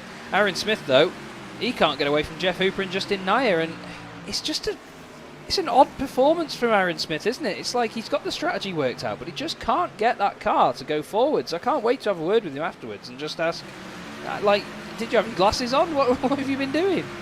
Well, the interesting thing is these guys fighting behind him, they're a lap down because in actual fact, the car that's behind him on the standings is Guillaume Hesno, who's somewhere back there in the distance. These guys are 11th and 13th respectively. which means actually they're a lap difference from each other, presumably, from that one, because Jack Mace, who's in the pits, is separating them at the moment. So Hooper, who of course had his moment earlier. But, you know, tough. It's not like the sort of pansy racing that we're used to where you get given the blue flag, let the leaders through, off you go, there you go, carry on your race. It's no problem, we'll look after you, we'll pander to you. No, it's like, get stuck in, boys, and you sort this one out for yourself. And these two are doing exactly that at the top. Alice, the top lead. I'm sorry, Alex, you're the boss, and we love you to pieces, but I'm got a big chunk of me that's there rooting for the 41 car of Alice Doble. Tolsma causes the yellow. Really? Well, causes the yellow. He's the car that has caused it, unfortunately. Burks as well. Oh, it's another squeeze.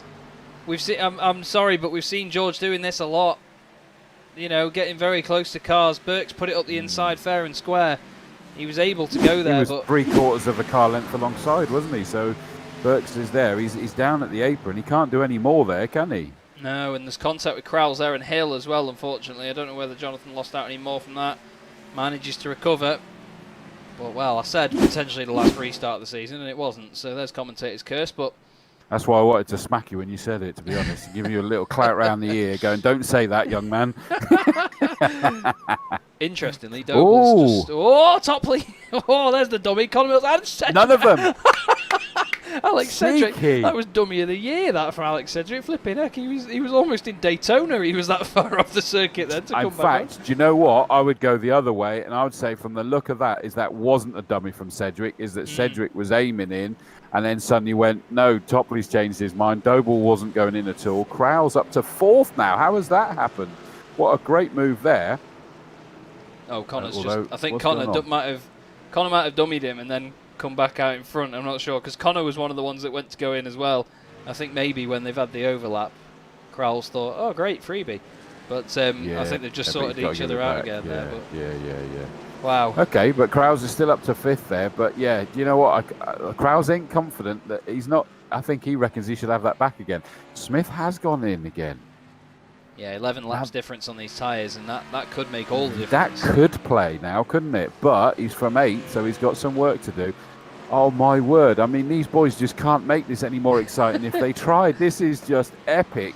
If you're watching it now, you know, welcome. I hope you're loving this feed. It is incredible. If you're watching it back, you've got to join in live for these things. We've got 2 special events next week on the Wednesday and the Friday, where we've got the historic NASCARs. Is probably the sort of naive of me that's able to say that. And I think that there's a lot of talk is that in the winter we're going to get this fired back up again and have sort of like, I don't know, from like say November onwards. And if you've got iRacing and the sim and everything else, get involved. If not, just get yourself watching. I mean, this Vertex Stock Car Cup is amazing.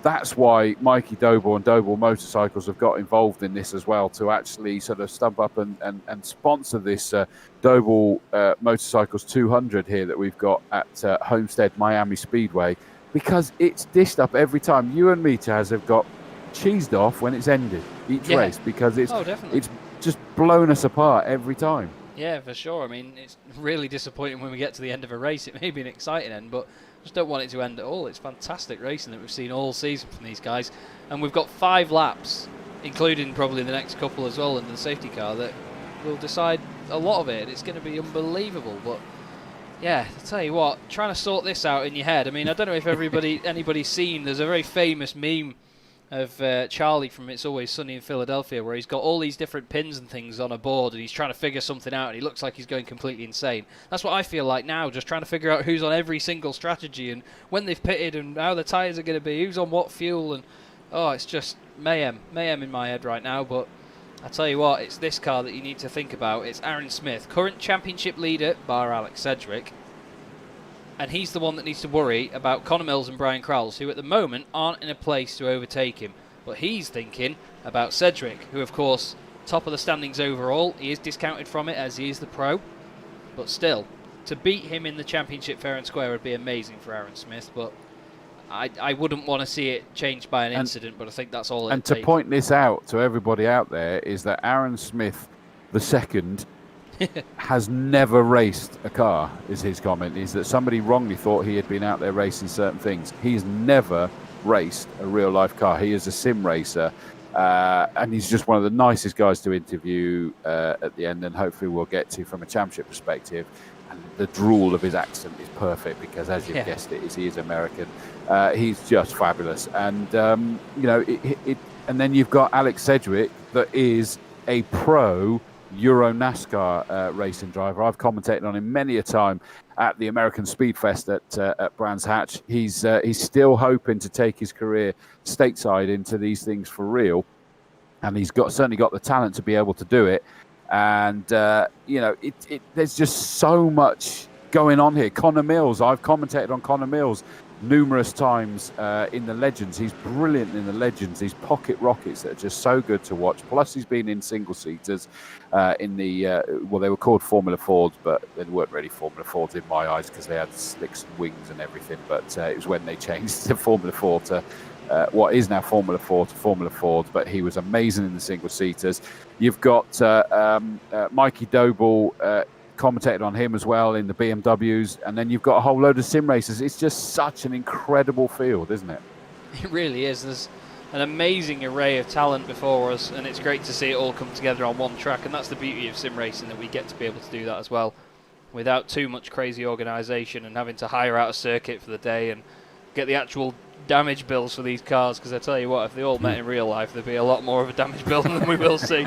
But yeah, I tell you what, I think I'm going to need to replace my desk after this one, clawing away at it just with complete tension here of these final few laps.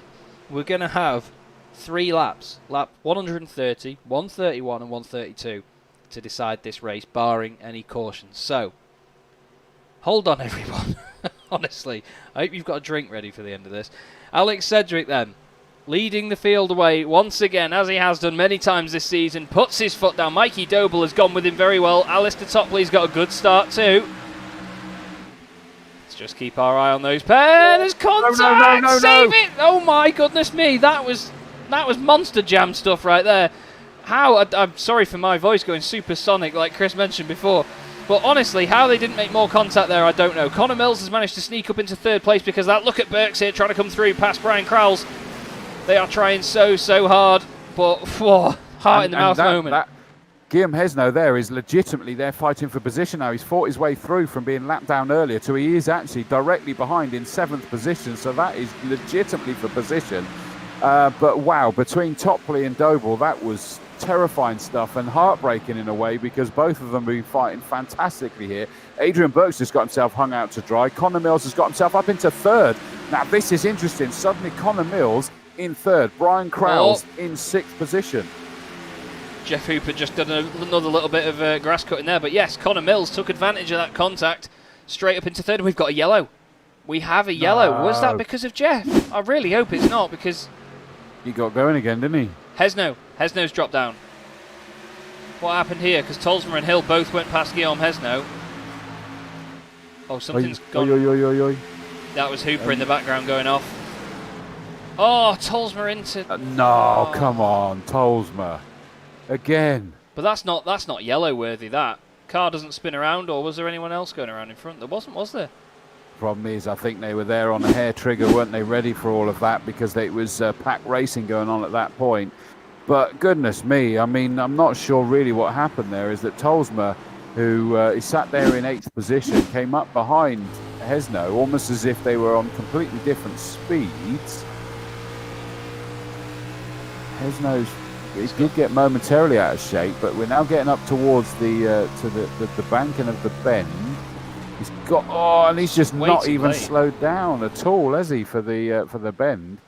To the point it was even making me question whether Guillaume Hesno slowed too much, but he was the same as the rest of the pack. Yeah, it's just a bit clumsy there from George, whether he was focusing on what Jonathan Hill was doing next to him or not, but it's a real shame that the Stage 1 guys have certainly made their name on the competitors tonight.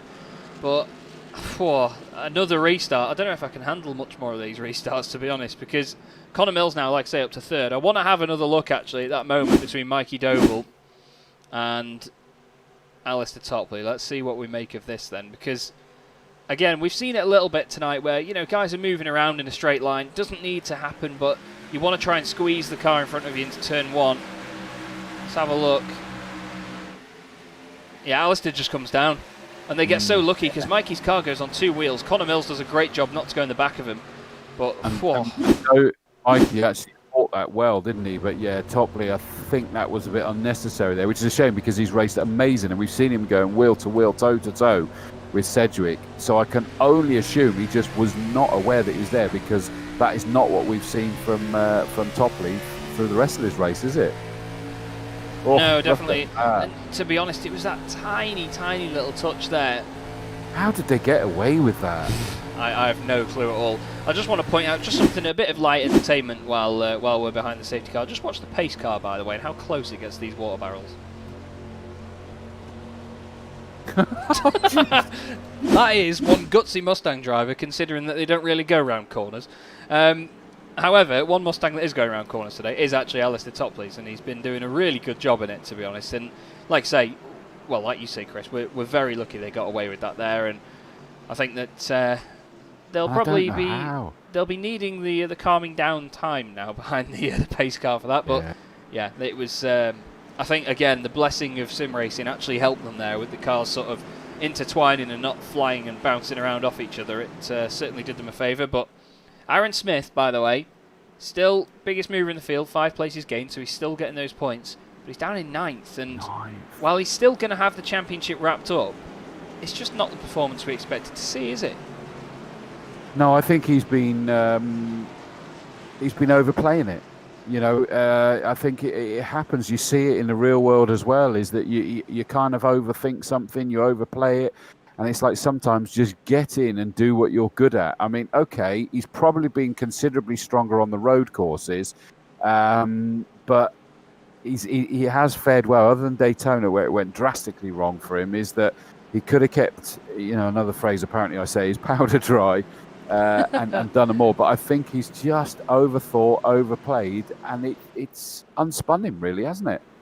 Yeah, that's the thing. You can sort of overly focus on a strategy and expect too much from it, and I think that's been the case for Aaron tonight. Whether there's something else going on that he knows that we don't, but we'll obviously have a word with him afterwards, I'm sure. Adrian Burks has been a strong one tonight. He's always been up there. Same with Brian Crowles, to be honest. I mean, Brian had obviously a very topsy-turvy race because of that accident before with Justin Naya, but he's done a great job to get it back up there, just outside the top 5 now.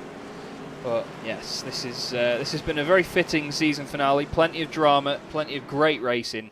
Heart in your mouth moments. We've still got lights on the pace car, so we'll have another Presumably lap. We're going to go green, white, checker. Hopefully so, yes. We should do. If we can do 3 laps, yeah. We'll probably be on lap 236, by the way, everybody. This is going to be an extended season finale. But I'm very, very excited to see what these guys have got in store for these last few laps, though, because it's been an absolute honour so far. Obviously, just while we do get the chance, Chris, it's been great to have you in the box for season 2 with me. It's been a hell of a lot of fun, and I'm sure that come another season of this, it'll be great to do the same again.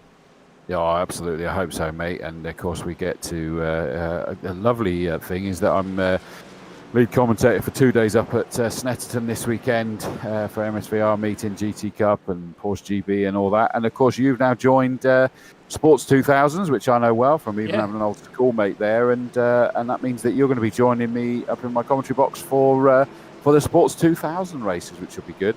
So I'm looking forward to that, and it's been a good giggle, and I think the first of many. Incidentally, by the way, Wesley Scott said 30 seconds of racing and 10 minutes behind safety car. You've obviously only just joined us, Wesley, because as everybody else who's watching, you'll know that it's completely inaccurate. We've had loads of green flag. It's just right at the point at the end here. We've just had a few moments, so you need to watch the whole thing, mate, because it's just been absolutely epic. It's just been all over the shop, and the championship contenders have been sort of overplaying their hands somewhat, and we get to go and do this now for hopefully green, white, checker. Fingers crossed. Fingers crossed indeed. And Alex will be itching to get this race finished and wrap it up. He wants another win on the ovals, but Alistair Topley will not want that. He'll want to put a stop to that. But here we go then. Coming on to lap 137 here at Homestead Miami. Alex Sedgwick on the inside. They're all bunched up really close here. Alistair Topley's got a dream of a restart and gone with him. Connor Mills wiggling around there, honestly. Ants in your pants, talk about it. Tell you what, that was really, really strong stuff there to keep that point in the right way, but He's got Adrian Burks and Brian Crowles all over him now. Mikey Doble's had a great restart around the outside, regains third place. And Aaron Smith, hello, where have you come from? He's come alive. He's been holding back here. Sedgwick and Doble really fighting for the front as well. Mikey Doble's in there as well, but let's keep an eye on Aaron Smith. Oh no, Connor Mills and Adrian Burks make contact. 2 championship contenders and another yellow. Back in. No, oh really? They tapped each other straight. Oh, no, no, no, no, no. We do not want a yellow for that. That's a shame. Hair trigger that one, wasn't it, sadly, by iRacing, is that they saw that one coming, but they tapped each other straight, and we could have got going. But Aaron Smith, of course, he's pitted. Oh, wowzers. What a shame, what a shame. Just gone board with the Brian crowd Crowles. went screaming through, didn't he? Yeah. This will be a great view from Brian. This will be a scary one as well, because he'll be thinking he could have been hitting the right rear quarter now as Connor comes back down. There is a tiny tap, but it doesn't set him off, does it? Woohoo! Lively. Wow. Very lively. Wow, wow, wow. Yeah, no, in fairness, Wesley, I was only messing with you, mate. As he says, I only joined 10 minutes ago. I'll have to wait till it finishes, then watch it from the start. I know, I'm only playing with you, mate, is that we're all in this together. And I do recommend you have a look at it, Wesley, because we had 2 long on green because I needed the toilet and it was awkward. But, it's been amazing. This is bad news for Connor Mills because he's dived into the pitch. Clearly, he's had to. He's obviously suffered enough damage to give him no choice on this one. Yeah, it's a real shame, to be honest, and we'll see that front left wing pop out maybe, or is he not going to take the fast repair? Maybe he's just after new tyres, for this final green-white checker. He just wants to have a bit of fun with the final few laps of the season and really send it out there. I imagine that humongous slide as well with the contact has probably damaged the tyres somewhat. It's not a quick repair, look. He's already had a quick repair by the looks of that. Yeah, there's a little bit of movement in the front left, but I don't think it's... Yeah, they're probably doing it little bit by little bit now. But he's not jacked up, so he's not getting tyres. Oh, there we go. Yeah, that would have just been a little bit of a... Maybe, because sometimes you get, in iRacing, you get optional repairs and mandatory repairs. So obviously for it to be sort of race-worthy to go back out there, whether it simulates like ripping a bumper off effectively or that sort of time frame, has gone and clips the grass on the exit. Wow. It was probably just a couple of seconds of mandatory repairs, and he's just gone, oh, stuff it, let's just send it back out there with... I think he got fresh rubber on the right, but we'll have to see whether that makes any difference. However, it's still Sedgwick leading, and he's done an amazing job tonight, hasn't he?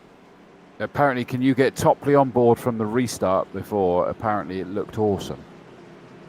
Let's go. Let's go, shall we? Here we are, then. Alistair Topley on the dash. Beautiful details as well. You can see the reflections here on the bonnet as well. Alex Sedgwick alongside, and let's see how this goes. Awesome restart. Stays right with him, just kisses the wall. That is lively into there. Pop and flame as well from Alex's car. Look at this. And he almost gets the overlap as well, because Alex comes down to defend it. The two of them wiggling around. There's nowhere for him to go, is there? He had the run, but there was just no gap for him to dive that momentum into, was there? No. What's the phrase? Boogity, boogity, boogity? That was absolutely brilliant stuff. Oh, you might get sued now. Oh, God, help. I'm sorry, Fox. I'm sorry. That's Darrell Waltrip's phrase. I'm sorry. No one does it as well as Darrell. Nobody. No one ever will. Funny note on that, actually. A friend of mine does an incredible Larry McReynolds impersonation, but I'm not going to go into that too much. However, someone that's not going to want to do a Larry McReynolds impression is Brian Crowles right now in the Stars and Stripes Brax racing machine. But, well, Aaron Smith, he's up to 6 now. We saw that he just came alive at the start of that one, but now, I think, to be honest, it's his to lose here. He just needs to stay out of trouble for these last few laps, doesn't he? And he's got it in the bag from these lot, and I think he needs to just not focus on beating Alex anymore. I think he needs to realise that may be out of the question here. What do you reckon? I don't know.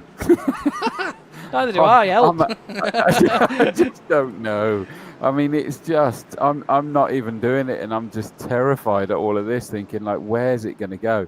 They're dropping down below the apron there, and you know what? I wish that we had, like, heart monitors on these guys. Look at that 70, the black and yellow 70. We suddenly picked it up, but Aaron Smith was there in 6th. He's actually going to be gutted with this, because the reason why I got excited when I saw it at the back of the pack is that none of those guys went out. Aaron went in and got fresh rubber, and so he was on the fresher rubber.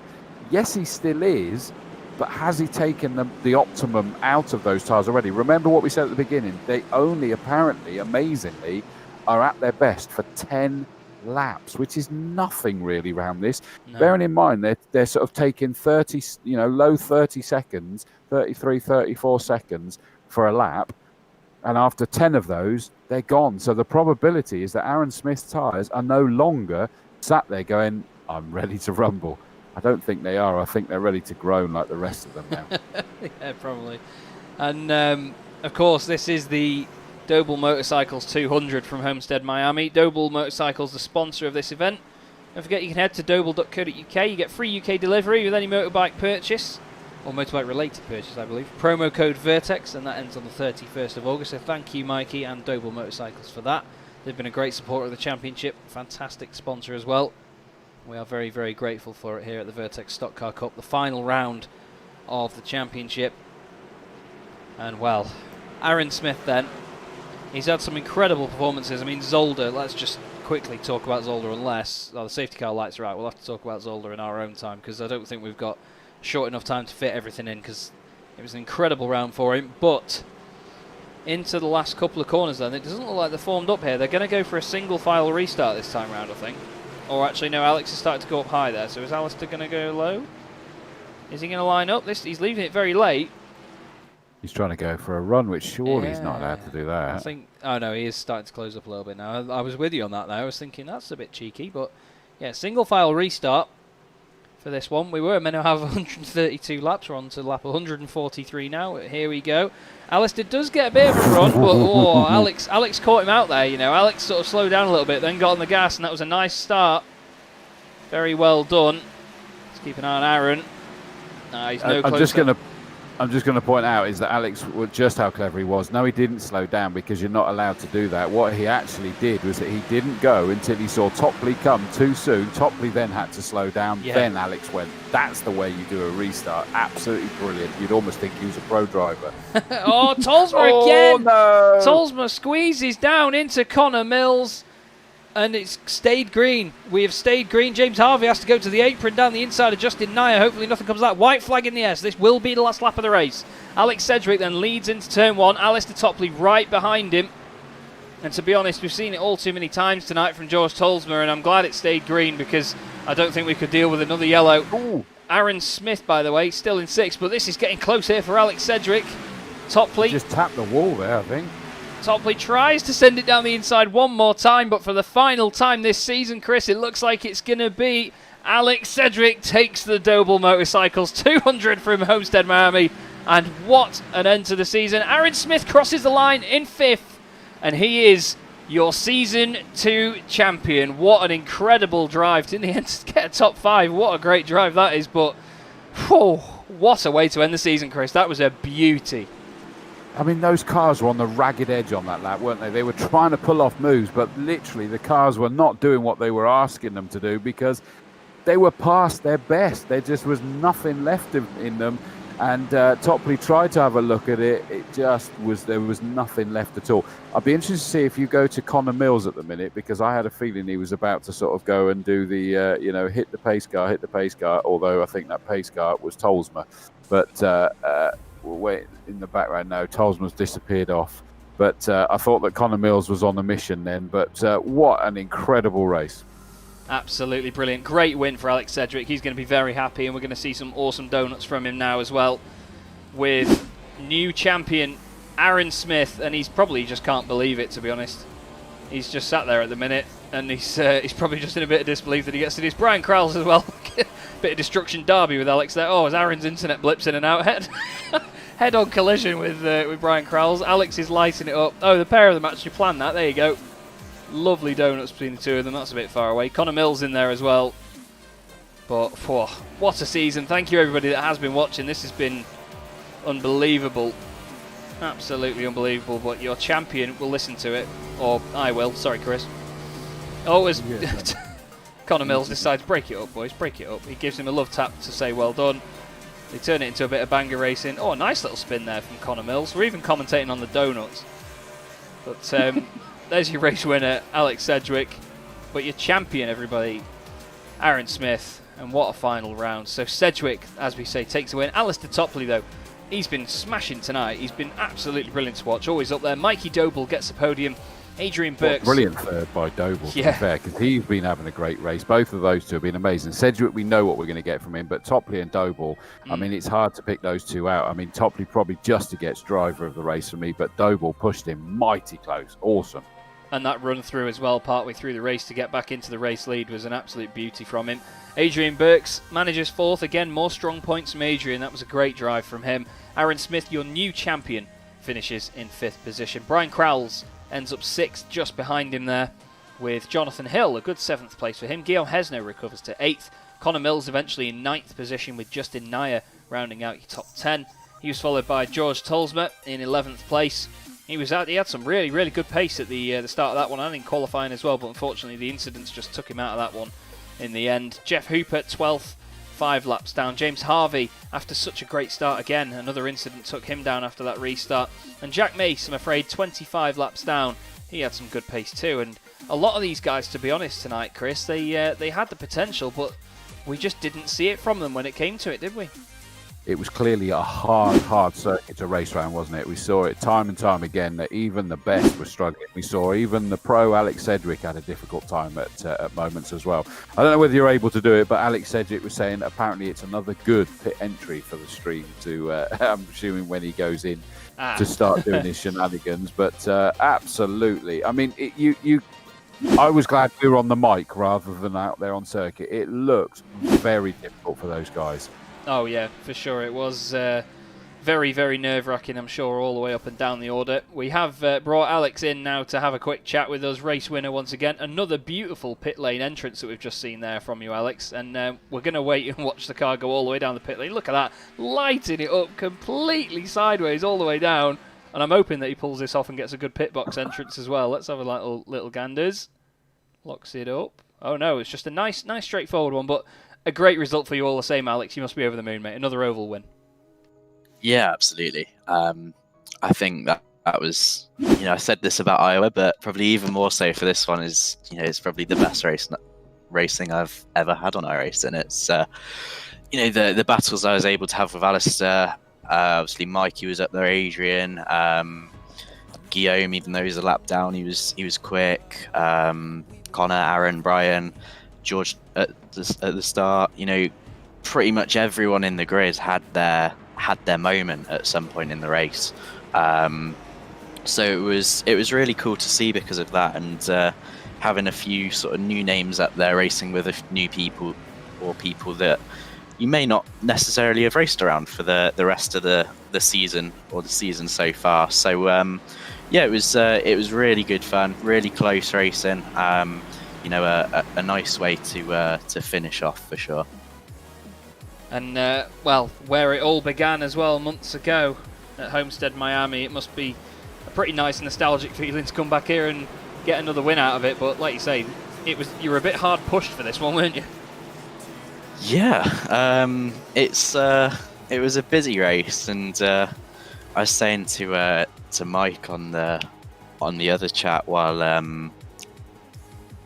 we were in safety cars, I was looking at my heart rate and stuff like that, because I felt like I was working so hard, and yeah, it was nice to have a few different stages in the race as well. It wasn't just race to a caution pit. We had to conserve tyres at times, had to push really, really hard at the end and basically do a quali lap every lap while trying to not be overtaken or not have a lunge sent in on you. But then you had obviously the middle part of the race where it was all about really looking after your tyres and trying to manage everything, trying to get as many laps out of them as you could, which for the first run was all right, and then I kind of burnt everything up a bit trying to race Alistair off a restart, and then the second run was a bit more painful as I was just trying not to crash with a very loose race car. But no, it's been a lot of fun, and can't ask for more than that.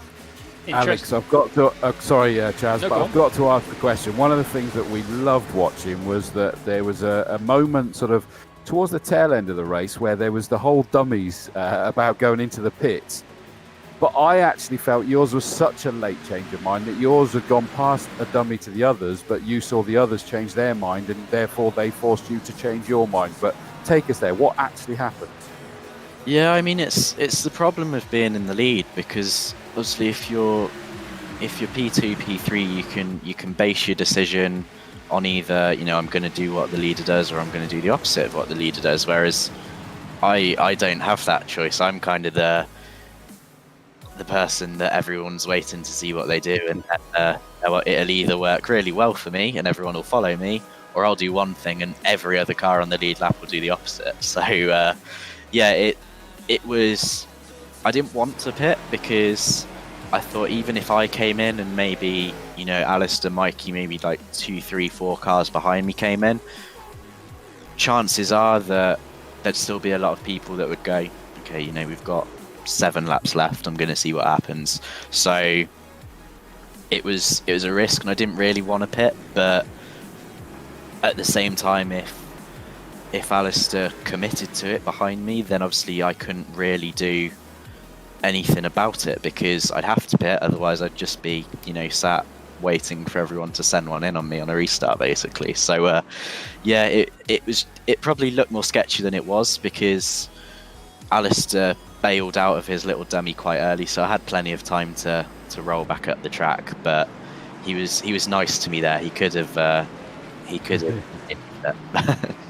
Loved it. I loved that, but it really sort of brought it alive, and you could see the tactics. And we were making the comments about the fact that you said that the tyres really probably only had 10 laps of good life, which is not long when you consider 35 seconds per lap. Is that it means they go fairly quickly. We got quite a lot of green running where you were then just holding on for dear life, all of you, weren't you? And then the pits were coming into it, and we thought there was different, pit stops coming in. We thought even Aaron Smith was going to be able to go from nowhere to suddenly back up there.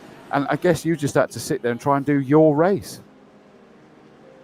Yeah, pretty much. And that middle section of the race, it takes kind of a lot of willpower, I guess you can say, because you obviously want to be pushing, you want to be up front, but the only lap that pays out is the last one. So whether you lead lap 56 or lap 87 or whatever it might be, it doesn't mean anything if you don't lead the last one. So it's hard, because you've got to balance out that, I guess, instinct of wanting to just be 100% every single lap with the I can do this for 10 laps, but then the next 20 laps are going to be hell. So I probably shot myself in the foot a little bit, to be honest, because we had a big chat in the sort of competitors Discord last night about sorry, lost my train of thought. It's been my brain about tyre saving, and I gave quite a lot of sort of tips out and what I found worked and didn't work, and probably hurt myself a little bit then, because all of a sudden everyone was just as good as me at it. Well, it was interesting you mentioned the heart rates as well before, because Chris actually said he'd love to see the heart rates of the drivers throughout that, because it was a very, very tense one. But another win, and at the end of the day, mate, overall champion, which you must be very, very pleased with. It's been a great, great season for you, and a good show of force, I think. Yeah, definitely, it's been really good. I mean, unfortunately, I can't pay myself anything for winning my own champion. but no, it's been fantastic. Season 1 and obviously this season 2 that we've just finished, there's been some brilliant racing. We've been very fortunate to obviously put a really good group of drivers together, a really good group behind the scenes, obviously with you guys, Adam, Mike, Rob, everyone who helps to put this together. It's hard to believe that late April we started thinking about an esports series. So it's really not been that long since we even started thinking about it. We've done 2 series and some one-off races, and it's been we're doing really well with views. It's popular. People like racing in it, like watching it, which you can't ask for more. And from my side, obviously, it's been great for my inner driver to have something to keep me sort of motivated, keep me pushing through lockdown. And like you said before, Chris, obviously it's a sim race, but the competition, the intensity, everything like that is very, very real. And for me personally, there's even when you go testing in a real car, you're testing.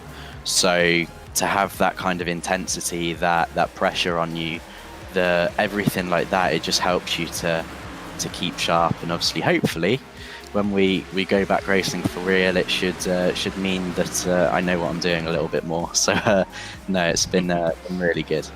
Brilliant stuff, Alex. Well, very, very well done, mate. And of course, fantastic season as well. It's been a pleasure to commentate on it, and thank you for getting me and Chris in as well. I'm sure Chris will agree that it's been a hell of a lot of fun. But yeah, it's been cracking. Is there anyone you want to give a shout out to though before you go, mate? Everyone and anyone. As I said, everyone, all you guys, everyone who's helped us put this together. Obviously, as well as the names I mentioned before, we've had some amazing partners through the 2 seasons that have helped us to grow and obviously do effectively shape the series exactly how we want it. So EVP, Emergency Vehicle Products, Richard George Tailoring, Student Motorsport, been a really good supporter of the series, and obviously James Harvey's car as well, and obviously Doble Motorcycles this time round as well. It's Mikey Doble seems to do really well when it's a Doble's race, so yeah. Do some more deals because and it'll run better. But no, I mean just everyone who's been a part of it, be that watching, commenting on the streams as a participant, in season 1, season 2 as a one-off, it's really, really appreciated. And obviously without you guys watching, without you guys taking part, we wouldn't be able to do any of it. So no, really, really, really grateful for all of that. And hopefully we can bring this back, and we'll look to do a season 3 probably over sort of the winter off season sometime, which I'm already looking forward to. Very well said, mate. Thank you very much once again, and we will speak to you very, very soon. Sounds good. Cheers, guys. Cheers. Right then, after that one, well, next we're going to get in is second place finisher in that race, and I tell you what, he pushed Alex all the way. It was a great drive. Alistair Topley joins us in the booth. Alistair, I bet you're absolutely sweating after that one, mate. That looked like hard work. Yeah, and the green white checkers kept on coming. So after how my races normally go on this, I was expecting someone to hit me or my computer to crash, but no, cracking race with Alex, and just a shame that long green run got cut short because I think we had them all beat. Yeah, definitely, I agree. You certainly did work well together to break away from the pack, but coming to Homestead again, I mean, the first race that I saw you in was here just a couple of months ago, and once again, you just seem to come alive here. Is it a favourite track of yours? Not so much. I'm not too good on the mile and a half because I've been doing iRacing really since 2008, but some long breaks in there for a couple of children and a marriage and that kind of thing. But getting back into it in the lockdown, and yeah, I've just actually got myself some Fantech pedals, and I think they're doing the job. Well, it certainly looks that way. I mean, Chris and I were loving the performance that you had. Of course, race lead as well at certain points, and really giving it to Alex. It was fantastic fun to watch. So very well done on that part. If there is a season 3, can we expect to see you in that as well? Yeah, hopefully. I mean, it is a challenge with a young family to put in the time to do any practice, really. So I've already talked to Alex and said if they're mainly ovals, then I'm definitely in. If it's a mix, then we'll still try and do the oval races. But yeah, big thanks to my wife and my little girl who's 6, so she's watching on the iPad at 10 o'clock. So love it. Little shout out to her. But no, it's been fantastic in the lockdown, and time's been beautiful with us getting back to real racing next weekend. Certainly does. Certainly does. Any questions from you, Chris? Yeah, I'm just going to pick up. I was sort of commenting about how just absolutely fantastic you were racing. It was just brilliant to see. I've loved the blue and yellow 41 car the whole season. I've loved that car, and you really came alive. And you might not have said it's your favourite track, but I got to be honest. I think I said it during it. It probably should be now because you were alive. The only one thing I just want to ask about was the solitary mistake that I saw was when you came down. You and Mikey Doble were close. You must have had your heart in your mouth when you two went side by side making contact on the restart, thinking, no, don't make this all over now. Yeah, that was the moment where I thought it was all over. I could not get the tyres to stop spinning at the restart, and I knew if I went behind another car, I didn't have a chance to get Alex. So sometimes on iRacing you get what's called a bit of netcode, and I don't know if it was netcode, but I mean it certainly dinged me and I had a big slide, so glad to save it. And then I ended up getting a run off the corner and nearly got up the inside of Alex, so never mind. Hopefully in season 3 I can go one better and nick a win. I loved it. I openly said that I was vouching for you, mate, because it was such a good fight against Alex, and you kept him honest. And I've got to applaud your restarts in general. You know, you mentioned there that it didn't go quite to plan on that particular one, but each time is that he thought that he was going to try something different on you every time. When you had the measure of him, it looked like. Yeah, when Alex has been racing in the NASCAR Euro Series for a good few years, so. He certainly. I needed to be on top of my game, and it was nice to be battling at the front because, as I say, normally in these races I've either been taken out or I've lost my connection through a thunderstorm. It's just been an endless catalogue of stuff. It's been a great night.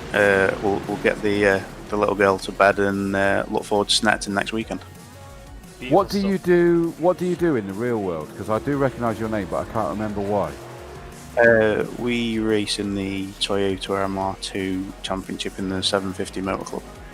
Ah. Yes. I have.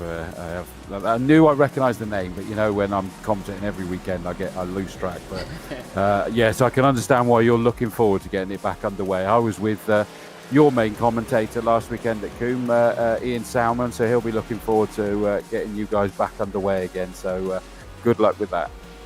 Yeah, thanks. It was a bit of we were umming and ahhing whether to do a full shortened season, but you know what, we've been locked down for so long. You only live once, so yeah, we were runner up last year. We'll give it a go for the championship, and along with my teammate Aaron Cook, who's also done a few races here. So yeah, you've got two MR2 racers doing ovals who try and go left and right as well. Love it. Well, good luck with that, mate.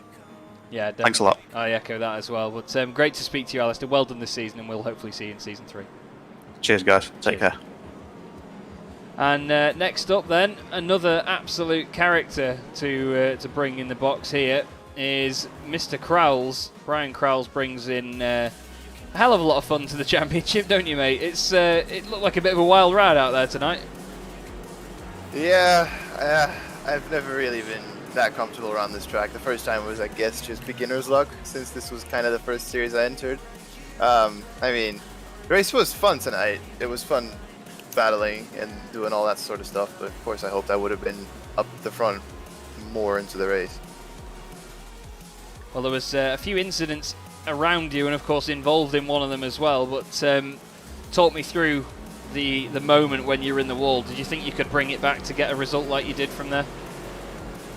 I knew going around the lap cars is always tricky, especially on an oval.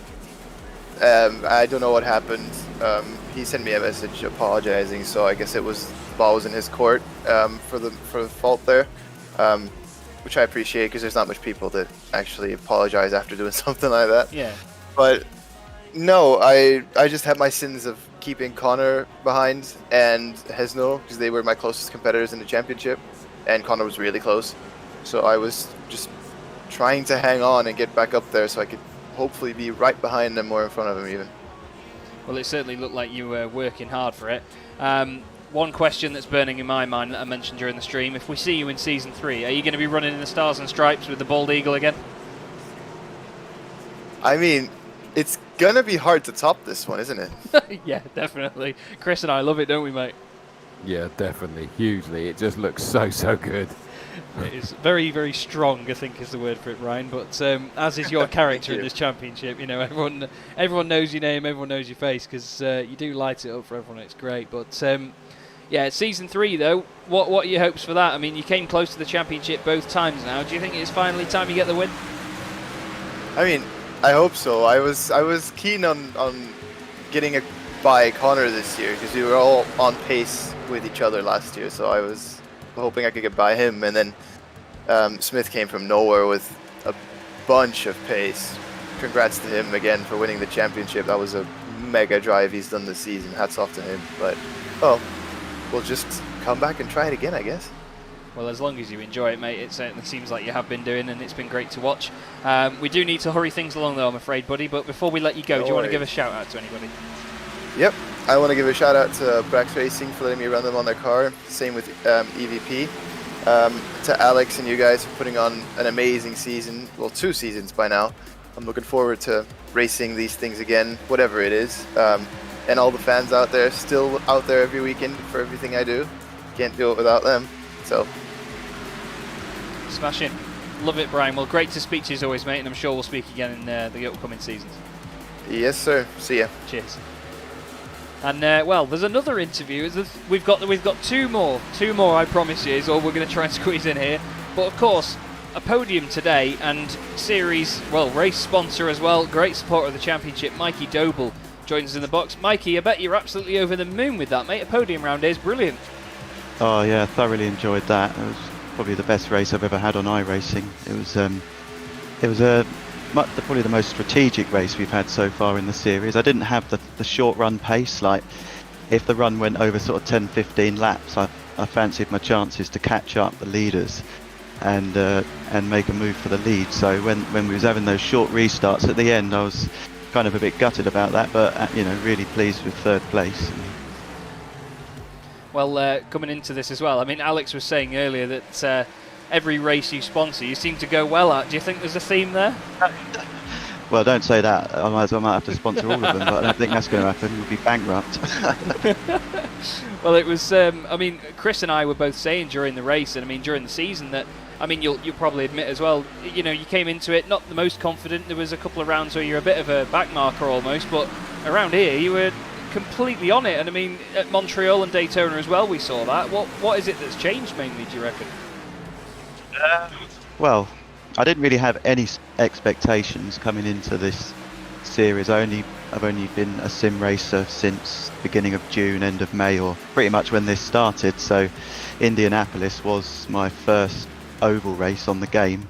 So I was kind of just trying to keep it off the wall and not hit anyone that race, and was pleased to finish 15th. But then I sort of realised pretty quickly at the Roval that I was somewhat competitive on the circuits, and then just sort of working on my oval program a bit. And I think here I just seemed to have had a good line, had a good rhythm, and a sort of a technique that allowed me to prolong the tyre length a little bit, which I think in the middle of the race I sort of came from about 5 seconds back and took the lead at one point. And just getting used to the sim, really, just learning little tricks, watching other people on board and picking things up. I learned how to change gear in a stock car properly without using the clutch. That gained me about a second a lap. Nice. Well, it's like you say, the little quirks and things like that. I mean, Chris and I mean, you'll agree, won't you, mate? It was epic to watch you gain that time, like you say, in that middle run. He just came from nowhere, didn't he, Chris? Oh, it was just brilliant to watch. And even when we saw you sort of, I think, mind you saying it, it's probably only as low as 4th that we saw you, but I was then going, watch out, that blue and white 22 car is going to come through again. And sure enough, you were always there or thereabouts. I think the only scary moment is go the other side of what we talked about earlier, is that when Alistair Topley, the only mistake he made all race is he came down and the 2 of you came together, and we don't know how the hell you held on to that at the bottom of the line. I'm glad you're saying it's his fault. No, but I mean, I got a cracking restart there. I mean, probably the best restart I've had all year in this season. And I just timed it well. I was trying to look for when Alex was going to go and then just keep it pinned. And I was pushing him down the straight. And then Ali, I don't know if he thought I was a ghost car or something, but he sort of came down on me. And Yeah, I nearly lost control. I'm looking forward to watching the replay of that. I haven't seen it, but then after that, there was I felt like I had some damage to my car. The car changed the way it drove, and then Connor got around me. And then it took a couple of laps to kind of get used to the way it was driving again. So it was still good enough to allow me to be competitive, but it changed the way it drove for sure. Well, it certainly looked like you got the hang of it in the end, mate. Brilliant pace all night and a fantastic podium to round out the season. Just before we let you go, though, Mikey, is there anyone you want to give a shout-out to, buddy? Yeah, absolutely. Well, first of all, Alex and his team for putting on such a great event. I mean, I didn't believe how much fun this was going to be and how real it feels with the drivers' briefings and the commentary and all of that. You know, it's this next best thing from real racing, to be honest, and to race against some bigger names in motorsport than me. Well, I'm not big, but but to race against some people that I'm normally sitting on the sidelines watching on the banks is really something. And of course, you guys for hosting the coverage. It's very professionally done, and I've had a lot of compliments on your behalf saying how much they enjoy it. And yeah, just hopefully there's a season 3 and we can get back into it again. Well, fingers crossed, mate. Thank you as well, by the way. Great to hear that people are enjoying the commentary. And to be honest, mate, it's been a pleasure to have you. And hopefully, like you say, we will see you in season 3. And I hope it goes well for you. But all the best until then.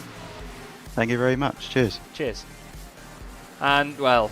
That was a lovely comment, wasn't it? I felt bad that I was in the throes of pouring myself yet another alcoholic beverage while that was being said, though. But I think that probably sums me up at the minute during this lockdown, to be fair. So I don't blame you. But yeah, it's always good. I mean, I'll definitely echo that as a commentator. I mean, yeah, we like to put on a show like this for people and make sure the stream looks good and call the shots as we see it and make a good story out of it. And it's great to hear that that's appreciated as well.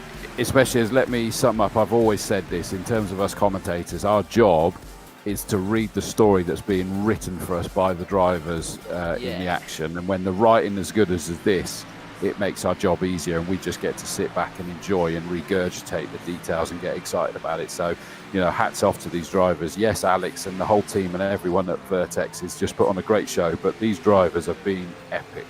They really, really have. And, well, the most epic of all of them finally joins us in the box. He's been waiting very patiently, so thank you very much for that. But your Season 2 champion, it's there, I've said it.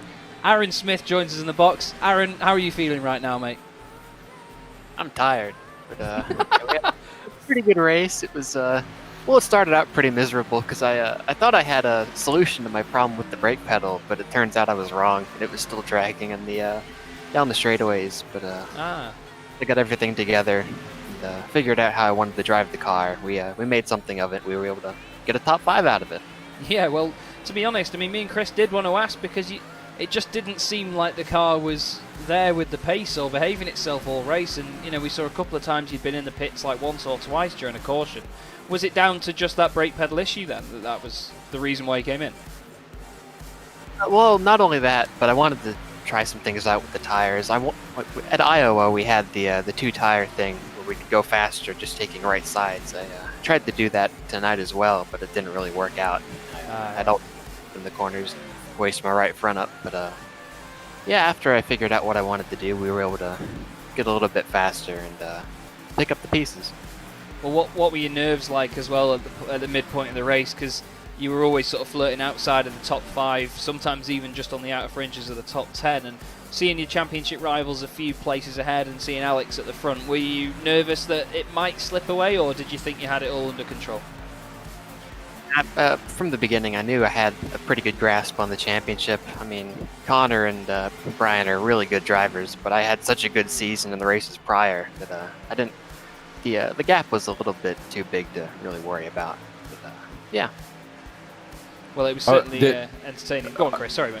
I was going to say, Aaron, is that it looked to me, though, that what I loved was that because where you clearly worked that one out, and we've been building up all along, is that you'd said you're not just satisfied with the championship win. You wanted to do it even with Alex Sedgwick's pro points in there as well, which is such a good sign of you.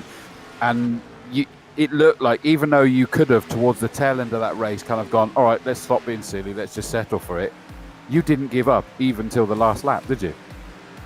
Well, I mean, at first I didn't plan on racing anybody in that last restart, but then I saw that Brian was the only car between me and the top 5. I decided I might as well just go for it. There was one point in the middle, apologies if you did say this, but I've been sort of like looking at all the maths and everything as well, is that it looked like your car just literally fell off the cliff, and I think it was when you then went in the pits under a green just before a caution, is that you literally had no choice. It had fallen completely off the cliff, hadn't it?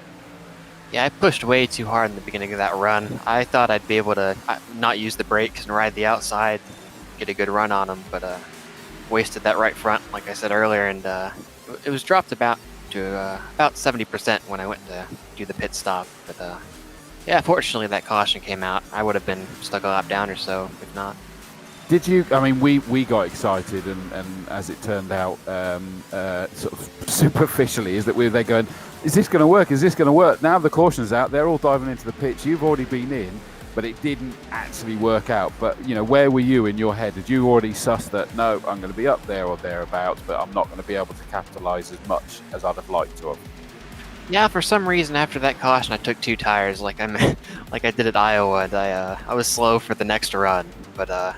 After that, we had the caution come out, and I was able to take 4 and at least be a little bit competitive. But yeah, it was a little bit worrying towards the end. But with how I am in points prior to the race, I wasn't too poor off.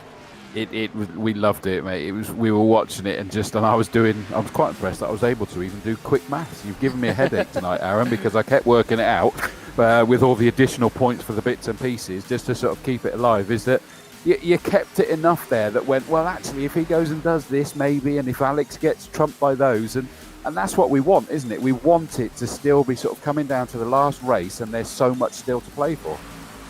Oh, absolutely. I mean, every restart, I was wondering if something was going to happen to Alex, and I'd get a little bit of a leg up on him, but that never came. And Doble ran a really good race and put up a pretty good fight. He just wasn't able to close the deal. But yeah, I was pretty hopeful, but it didn't completely work out. Well, it's been an amazing season for you, Aaron. Very, very deserving champion, I must say, and it's been so enjoyable watching you. I mean, performances like we saw at Zolder as well just really highlighted the grasp that you had on this, and it's been incredible.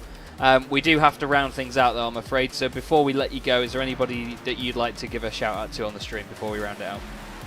Of course, I'd like to thank everyone at Revolution Satellite Racing for putting the car together, everyone at Vertex for putting this series together, and all putting together such a great schedule. You never see this kind of diversity on other oval series, and it's great to run more than one road course every season. So yeah. I'd like to thank y'all as well for broadcasting and sticking with us for the whole race, because that was a long one. It was a proper endurance race, but it's always fun to look back on these and watch them and see what happens. Cracking. Well, very well done, mate. I'll let you go and enjoy the moment. And, well, everybody, your Season 2 champion, Aaron Smith. Thanks for talking to us, buddy. Alrighty, thank you. Again, a lovely character, and there's so many of them in this series, aren't there, Chris? And I must say, the whole y'all for broadcasting, I love that. I absolutely love that. It's great, isn't it? It's almost like we probably should have done mic drop. That should have been the last words, y'all for commentating. Absolutely. Yes. I mean, it's just been epic. I mean, Aaron Smith, in fairness, earlier this year, is that he's been in an absolute league of his own for a massive chunk of these races. I mean, you look through at the history. I've been sad enough. I've got them all printed out for me here. Is that he didn't have a good Daytona, did he? He didn't start off brilliantly. Kansas, he was 5th. Indianapolis, he was 8th. Then suddenly he came alive, 2nd in Charlotte Roval, which of course was the doubleheader with Indy and then the infield of the Charlotte Speedway that was actually on the Roval.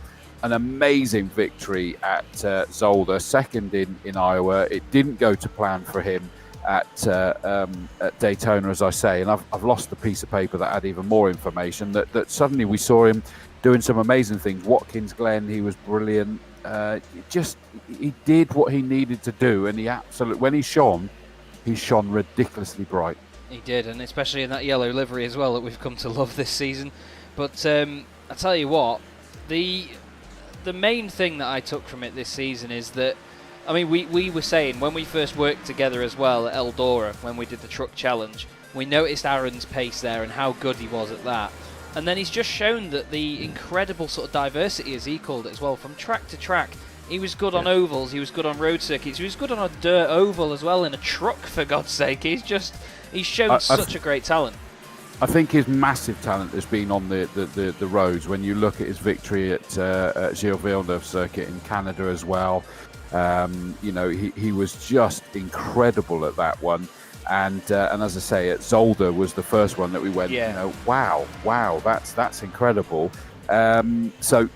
Certainly he seems to be even better than everybody else on the road courses. But you're right, he's always been up there at the pointy end on the ovals as well. And it was the dirt oval that he first came to our mind and went, hold up, that's pretty tidy. You sort of jokingly said it was when he changed his livery, but it was easy to make that joke because he'd come absolutely alive.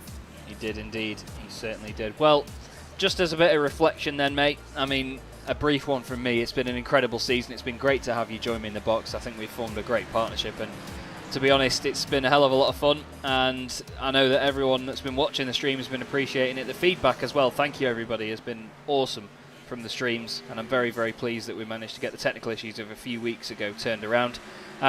What have you made, and what's your favourite moment from this season, do you reckon, mate? Oh, geez, I can't pick that out, mate. Honestly, it's just been mind-blowing, the whole thing. I mean, this one today probably was the highlight, I guess, to a large extent, because the excitement was building up in me. I mean, it was amazing to hear Alex talking about the heart rate, wasn't it? Because we had talked about that. I'd have loved to have known it, because I was getting really on the edge of my seat.